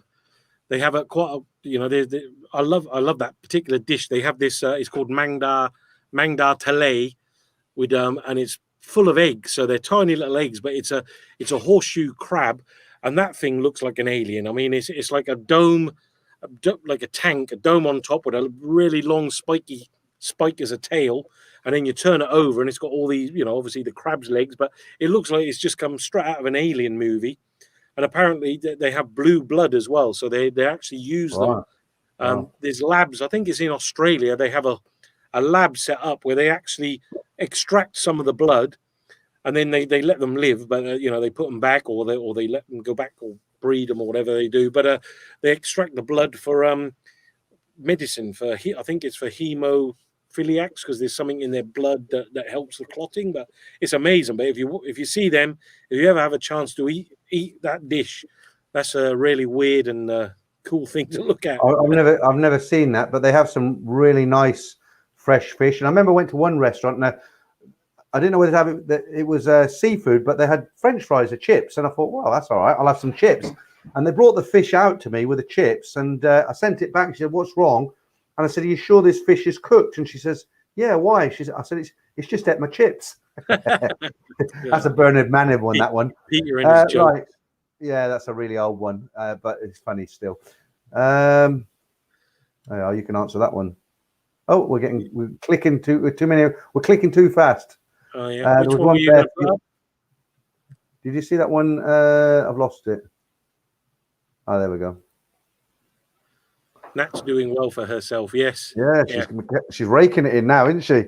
I see it. The next episode, maybe I think Dave's getting suspicious, and as Daz said, he said, is Dave getting bigger in the series? But yeah, Dave's definitely not happy, and he's on a mission now. So things are going to get interesting for Nat and Dave. What's that? Lobster's poo is nearly pure ammonium. Oh, geez. Yeah. Did you know spiders don't have a backside? It comes out their eyes, the eye sockets. Really? Oh, yeah, read it. Yeah, I don't know. Crabs are related to spiders and scorpions. Yeah, but it looks like it. I think that's what it does look like. It looks like you took a crab, crossed it with a scorpion, and you end up with a horseshoe crab. Yeah, that's a good question. Look, because even I don't know this one. How many episodes will there be? Well, there'll be at least a good. I've got 10 at the moment prepared. So we're up to episode 6 at the moment. 7 is out next week. So there should be a 10 for sure, and then we'll see what happens. But there'll be some new people coming in, and some spin-off stories, and we've got some other things that's going to be happening that we'll let people know about for the for those of you, if you want to actually appear in cartoons and have things done. So we're going to start involving people in the future. So. Yeah, we'd like to try and encourage people. We want to try and encourage some more members, because we don't have too many members at the moment. So we want to give people value. We don't want to just sort of be e-beg and say, "Oh, please join as a member." There's nothing in it for you. We want to give you something. So there is stuff in there already, but what we want to do is something Simon's working on is a load of ringtones.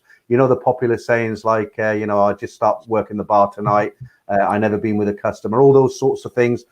We want to put them in an area, whereas if you join as maybe a silver or a gold member, you'll have access to all of them, but there'll be a sample that you can watch just to kind of see what it is, and that way you're getting some value for money. But while we're on this subject, if you weren't in my stream on Saturday, it's probably a good idea right now to tell you about the new schedule, because I was putting out a story every Saturday morning, a video of a couple of stories, maybe 3 stories or 4 stories, but what we're going to do now, because Simon and I have found ourselves having to just to keep going what we've got now, we were working flat out near enough. We haven't got time to introduce anything new. So what I'm going to do from, there'll be a story. The stories will be coming out this Saturday as normal, but then the next following Saturday, it'll be the Nat and Dave video. And then the following Saturday after that, it'll be the stories again. So every 2 weeks, there'll be a set of stories, and every 2 weeks, there'll be a Nat and Dave cartoon. And that'll give Simon and I a lot more time to work on other stuff. So we want to develop the website, and we want to introduce a lot of new things. Simon's got some great ideas for some 1-minute videos. It's not just going to be Nat and Dave. There'll be lots of different animations, but we need time to work on all these bits and pieces. So this will free up my Monday and Tuesdays now, because I spend all day Monday and Tuesday preparing the stories. And how many hours do you put into a 10-minute card animation, Simon? This is the thing, obviously, as you said, the animations do take a long time. Because we have to record all the voices and then edit the sound. That's a full day just doing the sound. And then normally it'll take a good 4 to 5 days of solid work doing the cartoons. And, obviously I'm not always, I I can't be in the studio all day every day, so I have to try to get in as much as I can. So yeah, I mean, probably a series will take a good full 5 days of 8 hours minimum a day to get it done. So hence why we need to space them out a bit. And but we got, as I said, we've got some smaller cartoons which are going to be sort of bonus ones that will be coming out. And some of the things that you said there, I think Marky Mark and another guy was saying, what was it, Power Lines, some of the ringtones. So yes, we have got one where Nat is, handsome man, love you long time. They have been done. So that will be coming out tomorrow, actually. There wasn't as many in there as I thought there would be. You've got about 10, haven't you, or something like that there? Yeah. So the first bonus one is 10 phrases. So Nat comes on and she'll speak 10 phrases, and then you guys can then use them as ringtones, or you can use them for whatever, But it's a bit of fun anyway. So it's just to keep you entertained, hopefully, and carry on the animations. And as I say, we've got some other animations coming up, which hopefully you'll all enjoy. And we want you to actually get involved in the animation. So especially, as Peter said, for our members, we've already featured a couple of members. We've had Damon in them. We've had Marky Mark mentioned, David Quaife, a few others. So we're going to start, getting you guys to be part of the cartoon. So we'll have some of you as characters, some of you mentioned. So hopefully you'll enjoy that. So you can look out for yourselves in the cartoons, and we'll explain how you can get involved in that later. So that'd be good. Okay. Hopefully you enjoy it. Sorry to interrupt you. Let me just answer this because you've read it wrong, Bob. You've put what does it say? Thailand-Bound. How do Thais react to the Nat and Dave? I've reread your thing again wrong. How do Thais react to the Nat and Dave show? Do they find it at all insulting to how the Thais treat Farangs?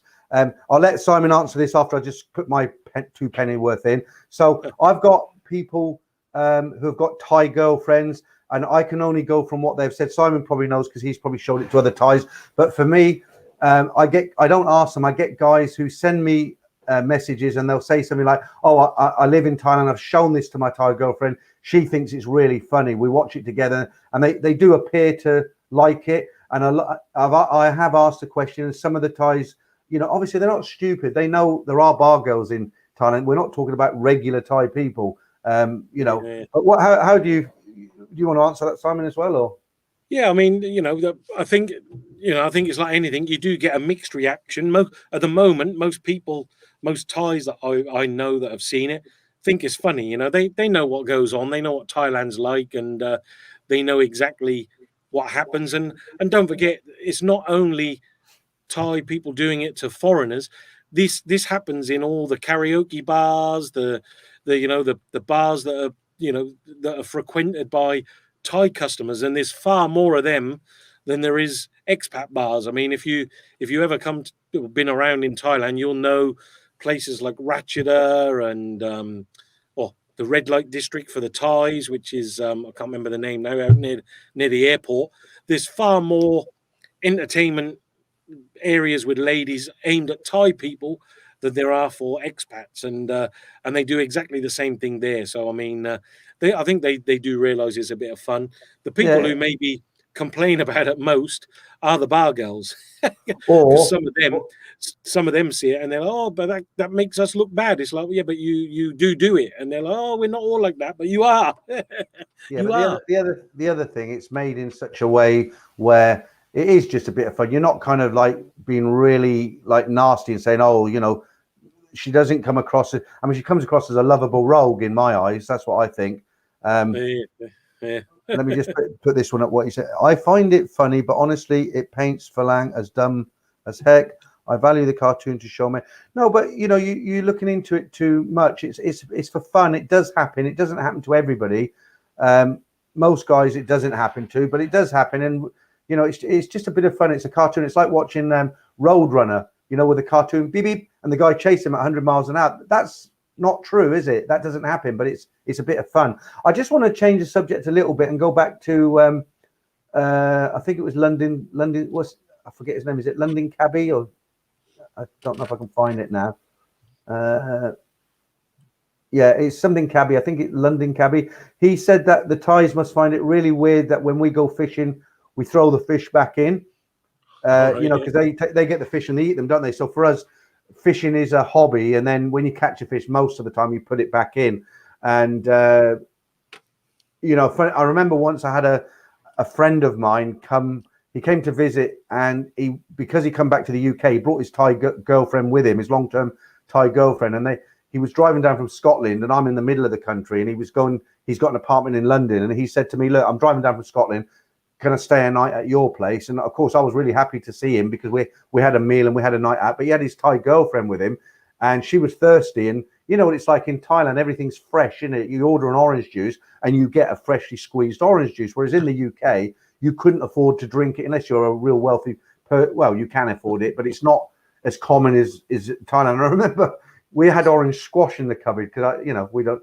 And she wanted a drink. And I didn't, without thinking, I got this orange squash, gave her a glass of orange squash, and she nearly spat it out. She said, "What is this?" You know, because she'd never experienced orange squash before. She just used to eating fresh orange. That's it. But yeah. Just again picking up on some of these other comments. Paul Smith, have you tried crocodile? Yeah, I mean that's really nice. If you go to Macro, they sell it in there, so you can buy a big pack of crocodile and cook that. And I mean, I've had it a few times. We had some at home a few months back, but it's actually, I don't know, how would you explain crocodile? It's like a cross between fish and pork. It's got like a texture like fish, but you know, the thickness of pork. That's how I describe it anyway. But yeah. I saw the guy catching a fish in Bangkok River and selling it to people. The dirtiest river, probably one of the klongs, I guess, are really polluted. I'll tell you, the klongs here and everywhere, they're streaming full of fish. I mean, but they've cleaned them up a lot, haven't they?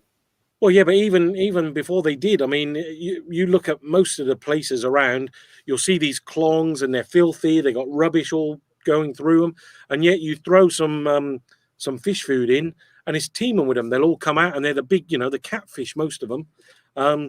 And yeah, I mean, it's like near me, there's a klong just round the corner from me, and I see them most days. They'll be out there, and these guys who fish there, they use this gun like a harpoon, and they're standing there shooting the fish in the klong. But yeah, and then they'll take them out and eat them. And but yeah, I mean, it's surprising how many fish are about. Plus the monitor. The old ones are always the best, aren't they? What's that? He says he'll have a crocodile sandwich and make it snappy. I said the old ones are always the best. The sea is full of plastic these days. Yeah, well, I mean, if you're going to be so paranoid, you wouldn't leave your front door, would you? I know, but what Lewis was saying there, I mean, I watched a documentary on that the other week, and that was about that huge island of plastic that's floating out in the middle of the ocean now, and it was saying there, obviously, you know, how much plastic goes into fish and everything else, and yeah, we are all eating remnants of plastic, which is not good. I mean, we all need to do it. Let's solve it. Stop using plastics. Okay, yeah, so anyway, we're coming up to the 2 hours now. Yes, I would, Bo. I would eat them. Pardon? No, I was just asked. Bo said, "Would you eat them though?" And yeah, I mean, I've sat there. I mean, I've been out with guys, and they've caught stuff, and you know, they'll clean it up and eat it. So I mean, that's not to know, isn't it? Really. I don't want to think about it too much because yeah. Right, Nick says he's got to go. Yeah, weekday, a lot of people working. I literally have to run now. I've got to do something. So I'm gonna bid everybody farewell. Unless you've got anything else to say, Simon. Thanks everybody. Thanks everyone for joining us. Hope you enjoyed it. Yeah. And just a reminder, I won't be live streaming this Saturday. So the next live stream on Thailand-Bound will be a week today with Simon and I. Same time, 12 o'clock noon UK time and 6 p.m. Thai time. Okay, guys, thanks a lot. And thanks everybody. See you on Wednesday. See you again soon. Take care.